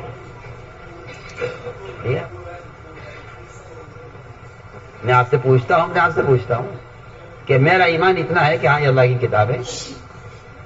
اور آپ کو معلوم ہونا چاہیے کہ کفار مکہ اس بات پر حسد کرتے تھے کہ یہ قرآن پر کیوں نازل کیا گیا ہے. قرآن پر آپ بتائیں، وہ قرآن کو کچھ سمجھتے ہوں گے تبھی تو کہہ رہے یہ بات. سنیے نا آپ، انہیں حسد ہے اس پر. وہ قرآن میں خود اللہ نے بیان کیا ہے عظیم کہ یہ قرآن اتنی عظیم کتاب ہے اور اتنی بڑی کتاب ہے اور اتنا بلیغ کلام ہے، یہ انہیں کیوں دیا گیا ہے؟ طائف مکے کی بستی کے کسی بڑے سردار کو دیا جاتا نا، ہم میں سے کسی کے پاس آتا ہی ہے، ان کو کیوں دیا گیا ہے؟ وہ قرآن کچھ تو سمجھتے ہوں گے نا۔ آپ صرف قرآن ہونے پر ایمان لانے کو ہی آپ سمجھتے ہیں کہ ہمارا کمال ہے۔ ہم کہتے ہیں یہاں مشرکین مکہ پہنچے ہوئے تھے، جہاں آپ پہنچ کر مطمئن ہیں وہاں کفار مکہ پہنچے ہوئے تھے۔ سوچیے، ورنہ آپ نے صاف فرمایا، روایت میں صاف ہے، آپ نے صاف فرمایا، غیبت کرنے والے سے فرمایا کہ تمہارا قرآن پر ایمان نہیں ہے، صاف فرمایا۔ ما عمل بالقرآن من استحل محارما، جس آدمی سے غیبت ہو گئی آپ نے فرمایا کہ تمہارا قرآن پر ایمان نہیں ہے۔ آپ بتائیے آپ کیا کہیں گے؟ آپ کہتے ہیں اس سے تو کمال ایمان مراد ہے، چھوڑی کوئی بات نہیں، غیبت کر لیجئے کیونکہ اس سے تو کمال ایمان مراد ہے۔ ارے وہ کمال ایمان کا آپ کو مکلف کیا گیا ہے نا، اگر آپ غیبت سے بچتے ہیں تو آپ کو قرآن پر ایمان ہے، اور آپ کہتے ہیں نہیں قرآن کا قرآن ہونا ایمان ہے، ہم کہتے ہیں نہیں حرام سے بچنا ایمان ہے۔ آپ سوچیں نا، فرق دیکھیں، آپ جس سطح کے ایمان پر اٹکے ہوئے ہیں، آپ قرآن ہونے کو ایمان کہتے ہیں، ہم کہتے ہیں قرآن کے حرام سے بچنا ایمان ہے، ورنہ قرآن ہونے پر تو مشرکین مکہ بھی یہ پہنچے ہوئے ہیں، آپ سے عرض کر چکا ہوں۔ ہمارا قرآن پر ایمان ہے، اللہ کی کتاب پر ہمارا ایمان ہے، اور آخر کے دن پر ہمارا ایمان ہے، تقدیر پر ہمارا ایمان ہے۔ تقدیر پر ایمان کسے کہتے ہیں؟ تقدیر پر ایمان اسے کہتے ہیں، تقدیر پر ایمان اسے کہتے ہیں کہ آپ اللہ کے فیصلے پر اپنی رضا ظاہر کریں، نفع ہو یا نقصان، نفع ہو یا نقصان۔ اگر مسلمان کے لیے نفع اور نقصان میں اللہ کی حمد برابر نہیں ہے تو یہ نہ کوئی خیر حاصل کر سکتا ہے نہ کسی شر سے بچ سکتا ہے۔ یہ خیر، اللہ سے خیر لینے کا راستہ یہ ہے کہ تم اس کے اس فیصلے سے راضی ہو جاؤ جو فیصلہ تمہاری چاہت کے خلاف ہوا ہے۔ اللہ تعالیٰ مومن کی چاہت کے خلاف حالات لاتے ہی اس لیے ہیں کہ ہم سے راضی ہے ناراض ہے۔ اگر راضی ہو تو ہم بالکل حالات بگڑتے ایسا پلٹتے ہیں حالات کو کہ شر میں سے خیر نکل کر نظر آتی ہے، اور اگر یہ شکر نہیں کرتا تو ہم خیر لاتے ایسا حالات بدلتے ہیں کہ خیر میں سے شر فوراً سامنے آ جاتا ہے۔ اس لیے فرمایا کہ تقدیر پر ایمان، کہ میں اللہ کے فیصلے سے راضی ہوں، وہ جو فیصلہ کرے، وہ جو فیصلہ کرے، میرا کوئی بھی فیصلہ میری چاہت کے مطابق ہو رہا ہے تو مجھے نہیں خبر کہ جو میں چاہ رہا تھا وہ بہتر ہے، میری چاہت کے خلاف ہو رہا ہے مجھے نہیں معلوم۔ آسا ان تکرہوا شیئا وہو خیر لکم، کہ تم ایک چیز کو ناگوار سمجھتے ہو، تمہیں نہیں معلوم کہ اس شر میں کیا خیر چھپی ہوئی ہے، اور تمہیں نہیں معلوم اس شر میں کیا خیر چھپی ہوئی ہے، تمہیں نہیں معلوم۔ اس لیے فرمایا تقدیر پر اپنی رضا ظاہر کر دو تو پھر تمہارے لیے اس میں سے خیر نکلے گی۔ یہاں تک آتا ہے کہ اگر کسی شخص کی دنیا میں دعائیں قبول ہو جائیں اور پھر آخرت میں اس کو وہ دعائیں دکھلائے جائیں جو قبول نہیں ہوئی تو تمنا کرے گا کاش میری دنیا میں کوئی دعا قبول نہ ہوئی ہو۔ اسے معلوم ہی نہیں جو یہ چاہ رہا تھا وہ بہتر ہے، یہ جو اللہ نے فیصلہ کیا وہ ویسی، اس کو نہیں معلوم۔ تمنا کرے گا یہ کہ کاش میری کوئی دعا قبول نہ ہوئی ہو، تمنا کرے گا۔ جو دعا کی قبولی کی تمنا آدمی دنیا میں کر رہا ہے، آخرت میں یہ تمنا کرے گا کاش یہ دعائیں قبول نہ ہوئی ہوتی۔ یہ دعائیں قبول نہیں ہوئی، ان کا جب بدلہ دیکھے گا تو دنیا سے کہیں زیادہ بہتر ہوگا۔ تو انہوں نے یہ کہا کہ تقریباً ہمارا ایمان ہے۔ آپ نے فرمایا وہ 5 باتیں کیا ہیں جن پر تمہارا عمل ہے، یعنی 5 پر ہمارا عمل ہے۔ ہمارا پہلا عمل یہ ہے کہ ہم شہادتین کی گواہی دیتے ہیں۔ دیکھو اس کو عمل میں شمار کیا ہے، اس لیے ہم کہتے ہیں کہ شہادتین کی گواہی دینا، اس کو ہاتھ میں اٹھاؤ، شہادتین کی گواہی دینا یہ ایک عملی فریضہ ہے نماز کی طرح. یہ نہیں میں جانتا ہوں اللہ ایک ہے، ہم سارے اللہ کے رسول ہیں، یہ جاننے کی چیز نہیں ہے. نہ یہ جاننے کی چیز نہیں ہے، یہ تصور کی بھی چیز نہیں ہے. ایک مرتبہ اس بات کا علم ہو جانا یہ کافی نہیں ہے. ایک مسلمان کا یہ جاننا کہ اللہ ایک ہے، اللہ کے رسول محمد صلی اللہ علیہ وسلم اللہ کے نبی اس کے رسول ہیں، اس بات کا جاننا کافی نہیں ہے. اس بات کا جاننا کافی نہیں، اس بات کا جاننا بھی کافی نہیں، اس کو ماننا بھی کافی نہیں، بلکہ شہادتین کی عملی طور پر گواہی دیتے رہنا. اس کو اس لیے نماز کس طرح عمل میں شمار کیا ہے، یہ بہت سمجھنے کی بات ہے. توحید و رسالت کو بیان کرنا عمل ہے. اس لیے اس روایت میں آپ غور کریں، اس میں اس کو عقیدے میں شمار نہیں کیا جو 5 باتیں پہلے عرض کی گئی ہیں، اللہ پر ایمان لائے، آخرت پر ایمان. شہادتین کی گواہی کو عمل کے ساتھ شمار کیا ہے. جی ہاں، یہ ان لوگوں کی فقاہت کی علامت ہے، ان کے فقیہ ہونے کی علامت ہے یہ. حالانکہ پہلی ملاقات ہو رہی ہے آپ سے، لیکن جماعت اتنا سکھلا کر لائی، جماعت آپ کی اتنا سکھلا کر لائی ہے ان کو کہ پہلے امتحان میں پہلی ملاقات میں آپ صلی اللہ علیہ وسلم نے ان کے فقیہ ہونے کی سند ان کو دے دی کہ یہ فقہا ہے. تو انہوں نے کہا جی ہم شہادتین کی گواہی دیتے، یہ ہمارا عمل ہے، یہ ہمارا عمل ہے کہ ہم شہادتین کی گواہی دیتے. دوسرا عمل یہ ہے ہمارا کہ ہم نماز قائم کرتے ہیں.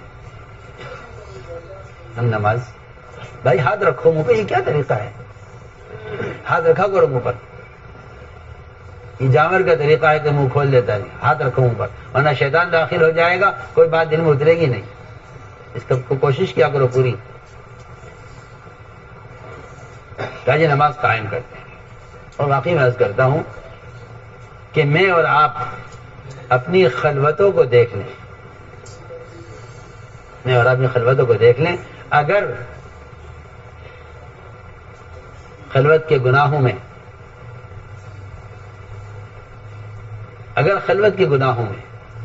ہمیں اللہ یاد آتے ہیں اور اللہ کا دھیان ہمیں اس گناہ سے روک دیتا ہے، پھر تو میری نماز اللہ کے قابل و قبول ہے. اور اگر میری نماز مجھے گناہ سے نہیں روک رہی ہے تو پھر میری نماز میں کوئی کمی ہے جس کی وجہ سے نماز قبول نہیں ہوئی. یہ پکی بات ہے. نماز کا کمال نماز میں نہیں دکھائی دے گا، نماز کا کمال نماز سے بعد دکھائی دے گا. آپ غور کر لیجئے آپ کے معاشرے میں سنتوں پر کیا عمل ہو رہا ہے. آپ کو معاشرے میں خلاف سنت عمل سے نفرت ہے یا نہیں؟ اگر آپ کو معاشرے میں خلاف سنت عمل سے نفرت ہے آپ کے دل میں، تب تو آپ کی نماز کامل ہے. اور اگر آپ کو معاشرے میں خلاف سنت عمل سے نفرت نہیں ہے اور سنت کے چھوڑنے کا غم نہیں ہے تو آپ کی نماز میں کمی ہے. میں پکی بات کہتا ہوں. آپ نے صرف رکوع سجدے کرنے، قوم قاعدے کرنے کو آپ نے نماز سمجھا ہے، ایسا نہیں ہے. بلکہ سارے صغیرہ کبیرہ گناہوں کا جو سبب ہے اصل، وہ نماز کا بگڑنا ہے. من اقام فقد اقام الدین. اقام الدین کا کیا مطلب ہے؟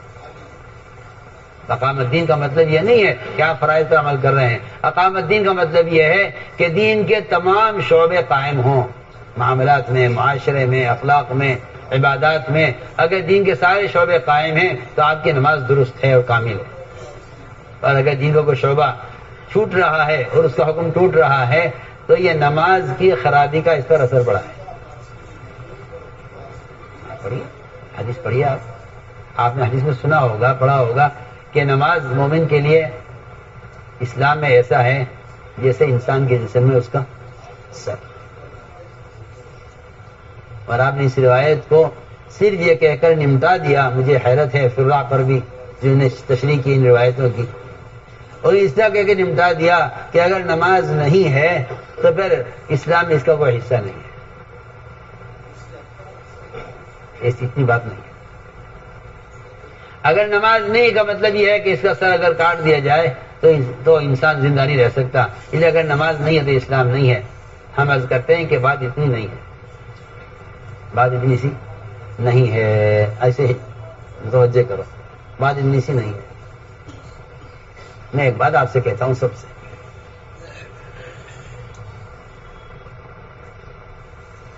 نماز کا درجہ اسلام میں انسان کے سر کی طرح ہے. اس کا کیا مطلب ہے؟ اس کا مطلب یہ ہے کہ انسان کے سر میں باریک باریک رگیں ہوتی ہیں. ان ساری رگوں سے پورے جسم کے روئے روئے کا نظام چل رہا ہے. انگلی ہلانی ہے تو کون سی رگ ہے، انگوٹھا ہلانا ہے تو کون سی رگ ہے، پیر اٹھانا ہے تو کون سی رگ ہے، ہاتھ اٹھانا ہے تو کون سی رگ ہے. ان سارے رگوں کے جال کے اندر اگر کہیں ذرا سا بلوکج ہو جائے، کہیں ذرا سا رگ پھٹ جائے، کہیں خون جم جائے، آپ جانتے ہیں کہ اچھا خاصا ایک پہلوان آدمی ڈھیر ہو جاتا ہے کہ جی کیا ہوا جی، وہ چھوٹا سا ایک ٹکڑا اٹک گیا ہے کسی رگ میں اور اس سے کیا کہتے ہیں برین ہیمریج ہو گیا ہے. ابا جی کو پہلوان تھے ماشاءاللہ، بڑی طاقتور، مگر پورا بدن مفلوج پڑا ہوا ہے، جسم بستر پر، نہ ہل سکتے ہیں، نہ بول سکتے ہیں، نہ بات کر سکتے ہیں. زندہ ہیں ٹھیک ہے، پورا جسم بالکل صحیح ہے، لیکن حرکت نہیں کر سکتے کہ فالج پڑ گیا ہے. کہ فالج پڑا ہے کہ جی وہ سر کی ایک رگ کے اندر کیا ہو گیا. ہم آپ سے کہنے چاہتے ہیں، آپ معمولی مت سمجھیے اس کو. نماز کے کسی ایک عمل کا بگڑنا یعنی نظام دنیا کو اتنا معطل کر دیتا ہے اور معاشرے کو ایسا برباد کر دیتا ہے. جیسے میں نے آپ کو مثال دی ہے کہ اچھا خاصا تندرست توانا آدمی ایک رگ کے اثر میں بلوکج ہو جانے یا اس میں اس کے پھٹ جانے کی وجہ سے اس کا پورا حصہ مفلوج ہو جاتا ہے، پوری ٹانگ، پورا ایک طرف کا ہاتھ کام نہیں کر رہا.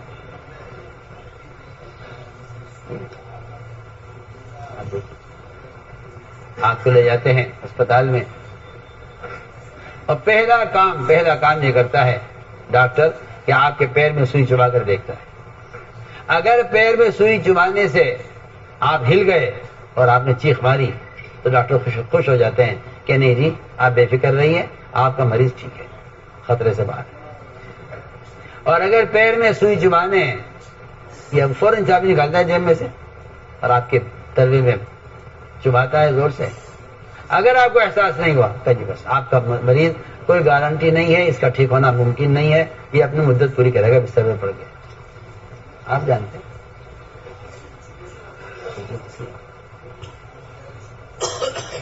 آپ کے نزدیک نماز جیسی کیسی ہو رہی ہے، ٹھیک ہے، بس نہیں. آپ یہ دیکھیے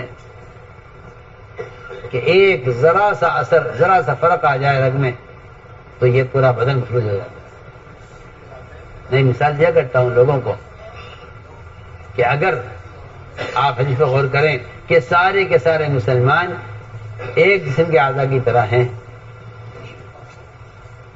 اور آپ نے اس روایت کو اس پر محمول کر کے چھوڑ دیا ہے کہ بھائی کوئی بیمار ہے تو اس کا علاج کرا دو، کوئی بھوکا ہے تو اسے کھانا کھلا دو، کوئی ننگا ہے تو اسے کپڑے پہنا دو.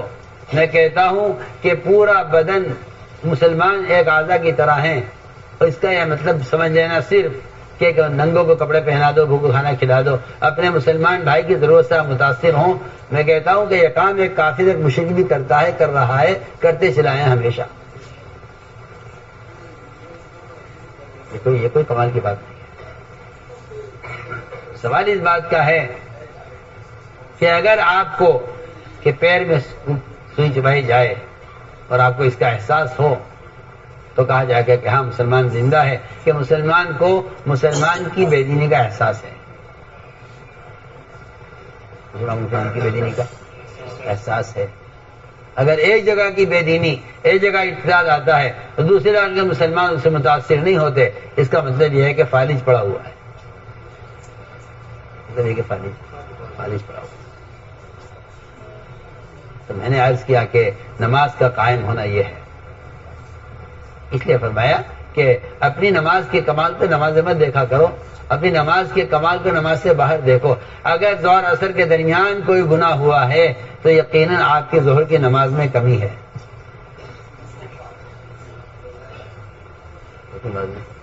کمی ہے، ظہر کی نماز بگڑی ہے، اس لیے گناہ ہوا ہے.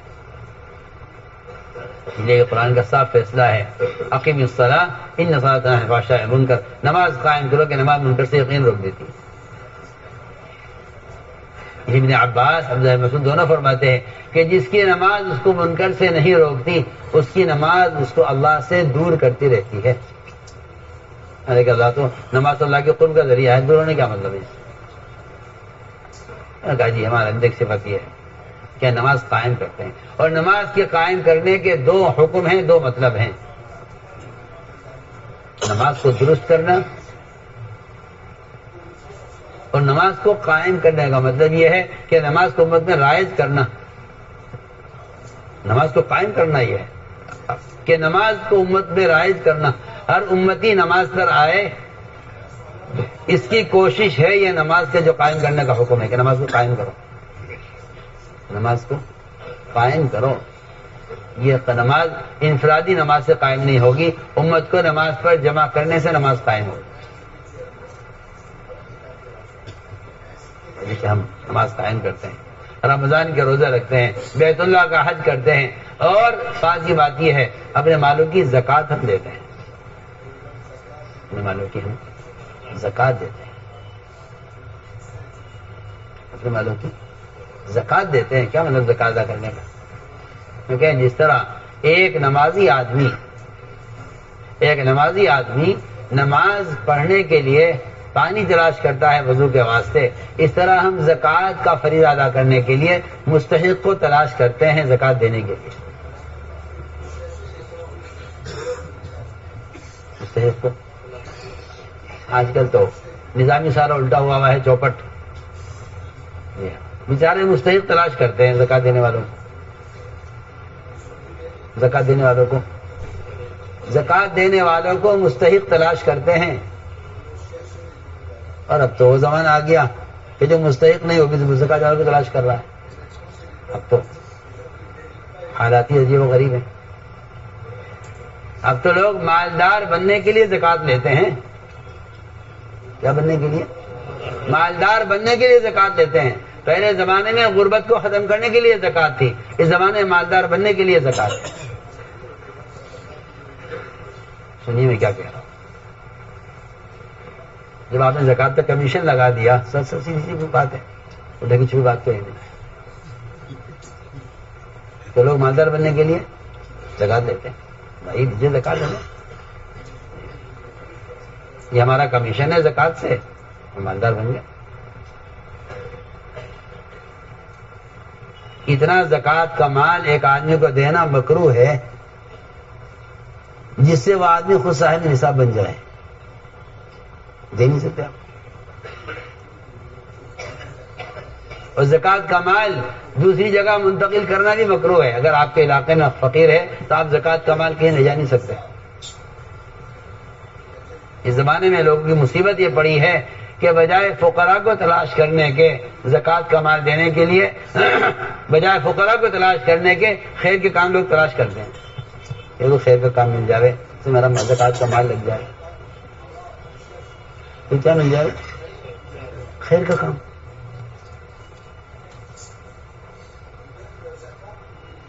خیر کا کام تلاش کرتے ہیں زکوٰۃ ادا کرنے کے لیے، تاکہ میری زکوٰۃ اچھی جگہ استعمال ہو۔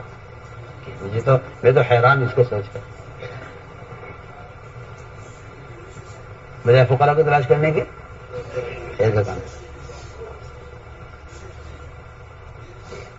تو خیر کا کام مل جائے، میری زکوٰۃ کا رقم، میری زکوٰۃ کا مال خیر کے کام میں لگ جائے۔ مال کا میل لگاتا ہے خیر کے کام میں، اور پاک کیے ہوئے مال کو خرچ کرتا ہے خواہشات پر، شادیوں پر، فرنیچروں پر، کوٹھیوں پر۔ کہ میں مال پاک ہو گیا میرا، میں جو چاہوں کروں مجھے مال کا، کہ نہیں، جو مال پاک کیا ہے اس کو خیر کے کام پر لگاؤ۔ جو مال کا ناپاک حصہ نکالا ہے، زکوٰۃ کا مال دیکھیے، یہ زکوٰۃ کا مال غربا فقراء پر خرچ کرو۔ زکوٰۃ کے دو حصے ہو گئے نا، ایک وہ مال جو آپ نے پاک کر لیا زکوٰۃ دے کر، ایک وہ مال جو آپ نے زکوٰۃ کا نکالا ہے، الگ کیا ہے، کہ اس مال کو خرچ کرو فقراء پر، تلاش کرو فقراء کو، ان تک مال پہنچاؤ۔ اور جب مال پاک کیا ہے دل کھول کر اس کو دین کے شعبوں پر، مساجد پر، مدارس پر، مکاتب پر اور جتنے دین کے کام ہیں تنظیموں پر، تحریکوں پر خرچ کرو، دل کھول کر خرچ کرو۔ یہ تھا صحابہ کا طریقہ۔ فقراء پر زکوٰۃ کا مال، اور جو زکوٰۃ مال مزکہ ہے، پاک کیا ہوا مال ہے، اس پاک کیے ہوئے مال کو خیر کے کاموں میں خرچ کرو۔ یہ تھا طریقہ۔ فرماتے تھے صحابہ کے زمانے میں زکوٰۃ دینے والے، زکوٰۃ دینے والے، صحابہ کے زمانے میں زکوٰۃ دینے والے، زکوٰۃ دینے والے، ان کا معاملہ ایسا تھا جیسے بچے آنکھ مچوڑی کھیلتے ہیں نا رات کو۔ کیوں تمہارا ہوتا ہے کھیل؟ شہروں میں تو ختم ہو گئے، شہروں میں تو گناہوں کے کھیل شروع ہو گئے، دیہاتوں میں ہے ابھی تک اس طرح سے 50 بچے چھپ جاتے ہیں، ایک بچہ تلاش کرتا ہے، ایسا بڑا مشکل کام ہے، بڑا مشکل کھیل ہوتا ہے، ہم تھک جاتے ہیں کھیل تلاش کرتے کرتے۔ جتنا یہ تلاش کرتا ہے اتنا وہ چھپتے ہیں، وہ ادھر سے آ رہا ادھر چھپ جاؤ، ادھر سے آ رہا ادھر چھپ جاؤ۔ ٹھیک ہے نا کھیل؟ کیا کہتے ہیں آپ کیا؟ آنکھ مچولی، آئس پائس کھیلتے ہیں بچے، کھیل بچوں کو تلاش کرتے، جدھر کو وہ آتا ہے ان کی چھپنے کی کوشش اور بڑھ جاتی ہے۔ مولانا افساق اس کو بیان کر رہے تھے، اور مولانا علی میاں ابوالحسن ندوی اور مولانا نعمانی، ازواج زکریا صاحب، یہ تینوں یہ باہر والے ستون کے پاس بیٹھے ہوئے تھے۔ مولانا افساق یہاں بیان کر، یعنی اس زمانے میں لوگوں نے اس کھیل کو الٹ دیا۔ صحابہ کے زمانے میں اس طرح تھا کہ فقراء چھپتے تھے، مالدار ان کو تلاش کرتے تھے۔ اس زمانے میں فقراء تلاش کر رہے، مالدار چھپ رہے ہیں۔ فقراء تلاش کر رہے، مالدار چھپ رہے ہیں، فقراء ان کو تلاش کر رہے ہیں۔ جتنا فقراء ان کو تلاش کرتے ہیں، ان فقیروں پر تو اللہ تعالیٰ نے فقر کا دروازہ کھول دیا، اور ان مالداروں کے چھپنے کی وجہ سے ان پر سے برکتوں کا دروازہ بند کر دیا۔ لیکن جو سوال کرے گا فقر کا دروازہ کھولے گا، اور جو مال چھپائے گا وہ اپنے اوپر برکت کا دروازہ بند کر دے گا۔ سیدھی سیدھی بات۔ پہلے زمانے میں یوں تھا کہ مالدار تلاش کرتے تھے فقراء کو، فقراء چھپتے تھے تو اللہ تعالیٰ ان کے فقر کا انتظام کرتے تھے، اور مالدار فقیروں کو تلاش کرتے تھے تو اللہ ان کی زکوٰۃ کی وجہ سے ان کے مال میں برکت ڈال رہے تھے۔ اس نے زکوٰۃ کو چھپایا فقراء سے، اللہ نے ان پر کفار کی طرف سے ایسے ٹیکس مسلط کر دیے کہ آپ اگر غور کریں تو زکوٰۃ کی مقدار کچھ بھی نہیں ہے ٹیکس کے مقابلے میں۔ آپ دیکھیں صاحب کچھ بھی نہیں ہے۔ اگر آپ ٹیکس کی مقدار نکالیں جتنا حکم آپ ٹیکس لگاتی ہیں۔ جب مسلمان زکوٰۃ دیتا تھا غیروں سے ٹیکس لیتا تھا، جب مسلمان نے زکوٰۃ کو بچایا اور چھپایا تو غیر ان سے ٹیکس لیتے ہیں۔ آپ دیکھیں پریشان ہے مسلمان کے لیے کیا کریں۔ آپ دیکھیں پرانے زمانے میں جائیے آپ، جب مسلمان زکوٰۃ دیتا تھا تو غیروں سے سارے اغیار ٹیکس کے بغیر رہ نہیں سکتے تھے، آپ کو ٹیکس لگیں گے، جزیہ۔ جب مسلمان زکوٰۃ دیتا تھا جزیہ لیتا تھا، جب مسلمان زکوٰۃ دیتا تھا جزیہ لیتا تھا۔ آج مسلمان نے زکوٰۃ روکی ہے تو غیر مسلمان سے جزیہ لے رہے ہیں۔ میں تو صاف صفائی اس کا سارا انجام پڑ رہا ہے۔ دیکھ لیا آپ کو بھی آمدنی چھپانی پڑتی ہے ٹیکس سے بچنے کے لیے۔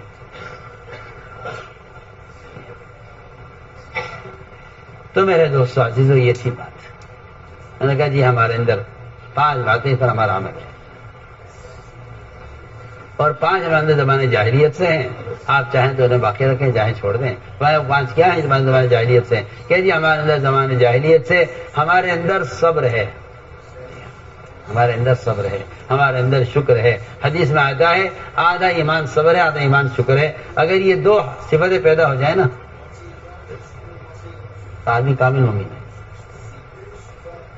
صبر کہتے ہیں حکم پر جمنے کو، صبر کہتے ہیں حکم پر جمنے کو. اور شکر کہتے ہیں حالات میں اللہ تعالیٰ کی عبادت میں اور آگے بڑھنے کو. یہ نہیں حالات آنے پر عمل چھوڑ دیں کہ نہیں. شکر کا مطلب ہے عبادت کی زیادتی، اور صبر کہتے ہیں حالات میں حکم پر جمنا. حالات میں حکم پر جمنا. جی ہاں، تنگی میں حکم پر جمنا اور فراخی میں عبادت کو بڑھانا. لوگ حالات میں حکم چھوڑ دیتے ہیں اور فراخی میں حکم کو بھول جاتے ہیں. یہ بھائی ہمارے اندر صبر ہے، ہمارے اندر شکر ہے، اور ہمارے اندر ایک صفت یہ ہے کہ ہم اس بات کو طے کر لیتے ہیں، اس پر جم جاتے ہیں. ہم میدان چھوڑ کے بھاگنے والے نہیں ہیں. جس بات کو طے کر لیتے ہیں اس پر جم جاتے ہیں. اور ایک صفت ہمارے اندر یہ بھی ہے کہ اگر ہمارے دشمنوں کی مصیبت آتی ہے ہم اس سے خوش نہیں ہوتے. یہ ان کے اعلیٰ اخلاق ہیں. ان کے آج زمانے کا مسلمان تو مسلمان پر آنے کے حالات سے خوش ہوتا ہے. اس زمانے میں حال یہ تھا کہ کفار پر آنے والے حالات سے صحابہ خوش نہیں ہوتے. وہی انسان ہے بیچارے، انسان ہے. انسان پر رحم کھا کر وہ میدان قتال میں دشمن کو بھی جہنم سے بچانا چاہتے تھے. اس زمانے میں مسلمان وہ کوشش مسلمان پر نہیں کر رہا جہنم سے بچانے کی جو کوئی زمانے کے صحابہ اس زمانے کے دشمنوں پر ان کو جہنم سے بچانے کی کوشش کیا کرتے. پھر ہماری صفت یہ ہے ہمارے دشمنوں کی مصیبت آتی ہے ہم اس سے خوش نہیں ہوتے. اور ایک بات یہ ہے کہ ہم اللہ کے ہر فیصلے سے راضی رہتے ہیں، جو بھی اللہ کا فیصلہ ہو. آپ نے فرمایا یہ تو صفات بڑی اعلیٰ صفات تمہارے ہیں. آپ نے فرمایا کہ وہ صفات تمہارے اندر ہیں کہ قریب تھے کہ سب کے سب نبی ہو جاتے. قریب تھے، نہ صحابی کہا نہ ولی کہا، میں سب کے قریب تھے کہ سب کے سب نبی ہو جاتے. وہ صفات تمہارے اندر. میرے دوستو عزیز ہو، اس ساری محنت سے اپنے اندر یہ صفات پیدا کرنا مطلوب ہے کہ اللہ تعالیٰ کا انتخاب جو ہوگا وہ صفات پر ہوگا. انتخاب صفات پر ہوگا. اس لیے فرمایا گیا کہ دعوت سے ایمان کا کمال اور ایمان کی تکمیل سے دین کا کمال. ایمان کی تکمیل سے دین کا کمال. یہ بات تو میرا بالکل طے شدہ ہے کہ دعوت کے بغیر تو ایمان کامل ہوتا نہیں ہے. میں تو شروع میں جو حدیث پڑھی تھی بیان کے شروع میں، وہ حدیث اسی لیے پڑھی تھی تاکہ مسلمانوں کو پتہ تو چلے کہ دو چیزیں ایمان کے وجود کی علامت ہیں. ایک اتباع سنت جو میں شروع میں عرض کر دیا تھا. اب آپ سے کہتا ہوں کہ ایمان کے وجود کی علامت دعوت دینا ہے. ایمان کے اگر آدمی زبان سے دعوت نہیں دے رہا، اگر مسلمان دوسروں کو زبان سے دعوت نہیں دے رہا ہے تو اس کے پاس درمیان درجے کا ایمان بھی نہیں ہے. کبھی میں نے آپ نے سوچا اس بات کو؟ اگر میں دوسرے کو خود اپنی زبان سے، یہ اخبار رسائل قلم موبائل کی بات نہیں کر رہا، یہ تو اس زمانے کے احمقوں نے یہ طریقہ اختیار کیا ہے. میں کہہ رہا ہوں اپنی زبان سے دوسرے کو جا کر دعوت دینا. اگر آپ زبان سے دعوت دے رہے ہیں تو آپ کے پاس درمیان درجے کا ایمان ہے. اگر آپ یہ نہیں کر رہے تو آپ کے پاس درمیان درجے کا ایمان بھی نہیں ہے. کیوں نہیں آپ حدیث پہ غور کرتے ہیں؟ اگر آپ منکر کو ہاتھ سے بدل رہے ہیں تو اعلیٰ ایمان ہے، اور یہ اعلیٰ جہاد، حضرت علی کا قول ہے، اعلیٰ جہاد ہے. اور اگر آپ زبان سے لوگوں کو منکر سے روک رہے ہیں تو یہ آپ کا درمیانہ ایمان ہے. اور اگر آپ منکر کو دیکھ کر دل سے غمگین ہو رہے ہیں تو یہ آپ کا کمزور ترین ایمان ہے. اور اگر آپ منکر کو دیکھ کر دل سے غمگین نہیں ہو رہے تو آپ کے دل میں ایمان کا ذرہ بھی نہیں ہے. آپ پڑھیے حدیث، سوچے آپ نے کبھی؟ ہم تو آپ اس بات سے مطمئن ہیں کیونکہ میں مسلمان گھر میں پیدا ہوا، اس لیے میں تو ایمان والا ہوں. میں اور آپ مطمئن اس سے ہیں کہ میں مسلمان گھر میں پیدا ہوا ہوں. میرے باپ دادا پر دادا سب مسلمان تھے، میں بھی مسلمان ہوں. یہ تو کوئی کمال نہیں ہے. کیوں؟ اس لیے کہ اللہ نے دنیا میں کوئی جان غیر مسلم پیدا آج تک کی نہیں، نہ آئندہ کریں گے. حدیث ہے. یہودی کے گھر، نصرانی کے گھر، کافر کے گھر، مشرک کے گھر، ہندو کے گھر، بدھسٹ کے گھر، کہیں بھی کوئی بچہ پیدا ہو رہا ہے، اللہ نے کوئی بچہ غیر مسلم پیدا نہیں کیا، نہ آئندہ کریں گے. آپ اس بات سے مطمئن نہ ہوئیے کہ میں مسلمان گھر میں پیدا ہوا ہوں اس لیے مسلمان ہوں. پوری دنیا میں جو بچہ پیدا ہوتا ہے وہ کیا پیدا ہوتا ہے؟ مسلمان پیدا ہوتا ہے. اللہ کسی بچے کو غیر مسلم پیدا نہیں کرتے. انہیں آپ اسے خوش نہ یہ کہنے کیونکہ مسلمان یہاں پیدا اس لیے میں مسلمان ہوں. نہیں، یہ تو کوئی بات ہی نہیں ہے. آپ کا مسلمان گھرانے میں پیدا ہونا یہ آپ کے مسلمان ہونے کے لیے کافی نہیں ہے، کیونکہ حدیث میں آتا ہے کہ علم اور ایمان سیکھنے سے آتا ہے. علم اور ایمان سیکھنے سے آتا ہے. کوئی آدمی مومن پیدا نہیں ہوتا. ہاں مسلمان پیدا ہوتا ہے، یہ صحیح بات ہے. مسلمان پیدا ہوتا ہے، ایمان سیکھنے سے آتا ہے. ہم نے عرض کیا کہ ادھر ایمان کی علامتیں، ان میں سے ایک علامت ایمان کی یہ ہے، ان میں سے ایک علامت ایمان کی ہے. آپ اتنی نمازیں پڑھیں کہ آپ کی پیشانی سیاہ ہو جائے، آپ زکوٰۃ وقت پر ادا کر دیں، آپ روزہ رکھیں اتنے نفلی کہ آپ کو ہر وقت خشکی جم جائے. علماء نے لکھا ہے یہ ایمان کی علامت اسلام میں یہ نہیں ہے. اسلام ایمان کی علامت یہ ہے کہ آپ دوسروں کو دعوت دیتے ہیں.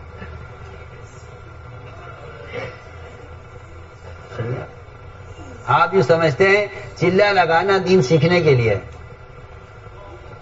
ہم کہتے ہیں نہیں، 4 مہینے ہر سال لگانا اپنے ایمان کی تکمیل کے لیے. آپ کا خیال غلط ہے. آپ نے تبلیغ کو مدرسہ سمجھائے وقتی، اس میں داخلہ لے لو کچھ دن کے لیے تاکہ کلمہ نماز سیکھ لیں، پھر اپنے دین پر چلیں، اپنا عمل کریں، اپنا کھائیں کمائیں، دین پر چلیں، زکوٰۃ ادا کریں، رمضان کا روزہ رکھیں، حج کریں، زکوٰۃ دیں. یہ اسلام ہے. اس اسلام کو سیکھنے کے لیے جماعت سے نکالا جاتا ہے. میں کہتا ہوں نہیں، بلکہ اپنے ایمان کی تکمیل کے لیے نکلنا ضروری ہے. ایمان کی، کیونکہ اسلام کا ایمان کا کمال فرائض کا ادا کرنا نہیں ہے. ایمان کا کمال دوسروں کا اعمال پر آمادہ کرنا ہے. یہ تو علماء نے لکھا ہے، میں عرض کر رہا ہوں. جو میں لکھا ہے وہ میں عرض کر رہا ہوں. اس لیے ایمان کی علامت جہاں میں نے اتباع سنت میں شروع میں عرض کر دیا ہے، میں آپ سے عرض کرنا چاہتا ہوں کہ دوسروں کو دعوت دینا یہ ایمان کے وجود کی علامت ہے. ایمان کے آپ کا ایمان درمیانہ درجے کا ہے اگر آپ زبان سے لوگوں کو جا کے دعوت دیں. اس لیے میرے دوستوں یہ عزم کرو کہ انشاءاللہ ہمیں آج ہم نے فیصلہ کر لیا ہے ہمیں چن چن کر سنتوں پر عمل کرنا ہے. چاہے ماحول کے خلاف ہوتی ہو، قانون کے خلاف ہوتی ہو، کچھ نہیں، ٹھیک ہے، قوانین اپنی جگہ ہے. ہم نے اس لیے کوشش کیا کی ہے، سوال تو اس کا ہے. اگر آپ کہتے ہیں میں مجبور ہوں تو میں اللہ کی قسم کہتا ہوں کہ اللہ کے یہاں آپ معذور قرار نہیں دیے جائیں گے. معذور صرف وہ ہے اللہ کے یہاں جس کے لیے کوشش کرے. جو کوشش نہیں کرے گا وہ مجرم ہے اللہ کے یہاں. جو کوشش نہیں کرے گا وہ مجرم ہے. اور یہ کہنا جی والدین تیار نہیں ہے، نہیں، قیامت میں اللہ پوچھیں گے نہیں کہ آپ مجھ پر ایمان لائے تھے، والدین پر ایمان لائے تھے، کس پہ ایمان لائے تھے.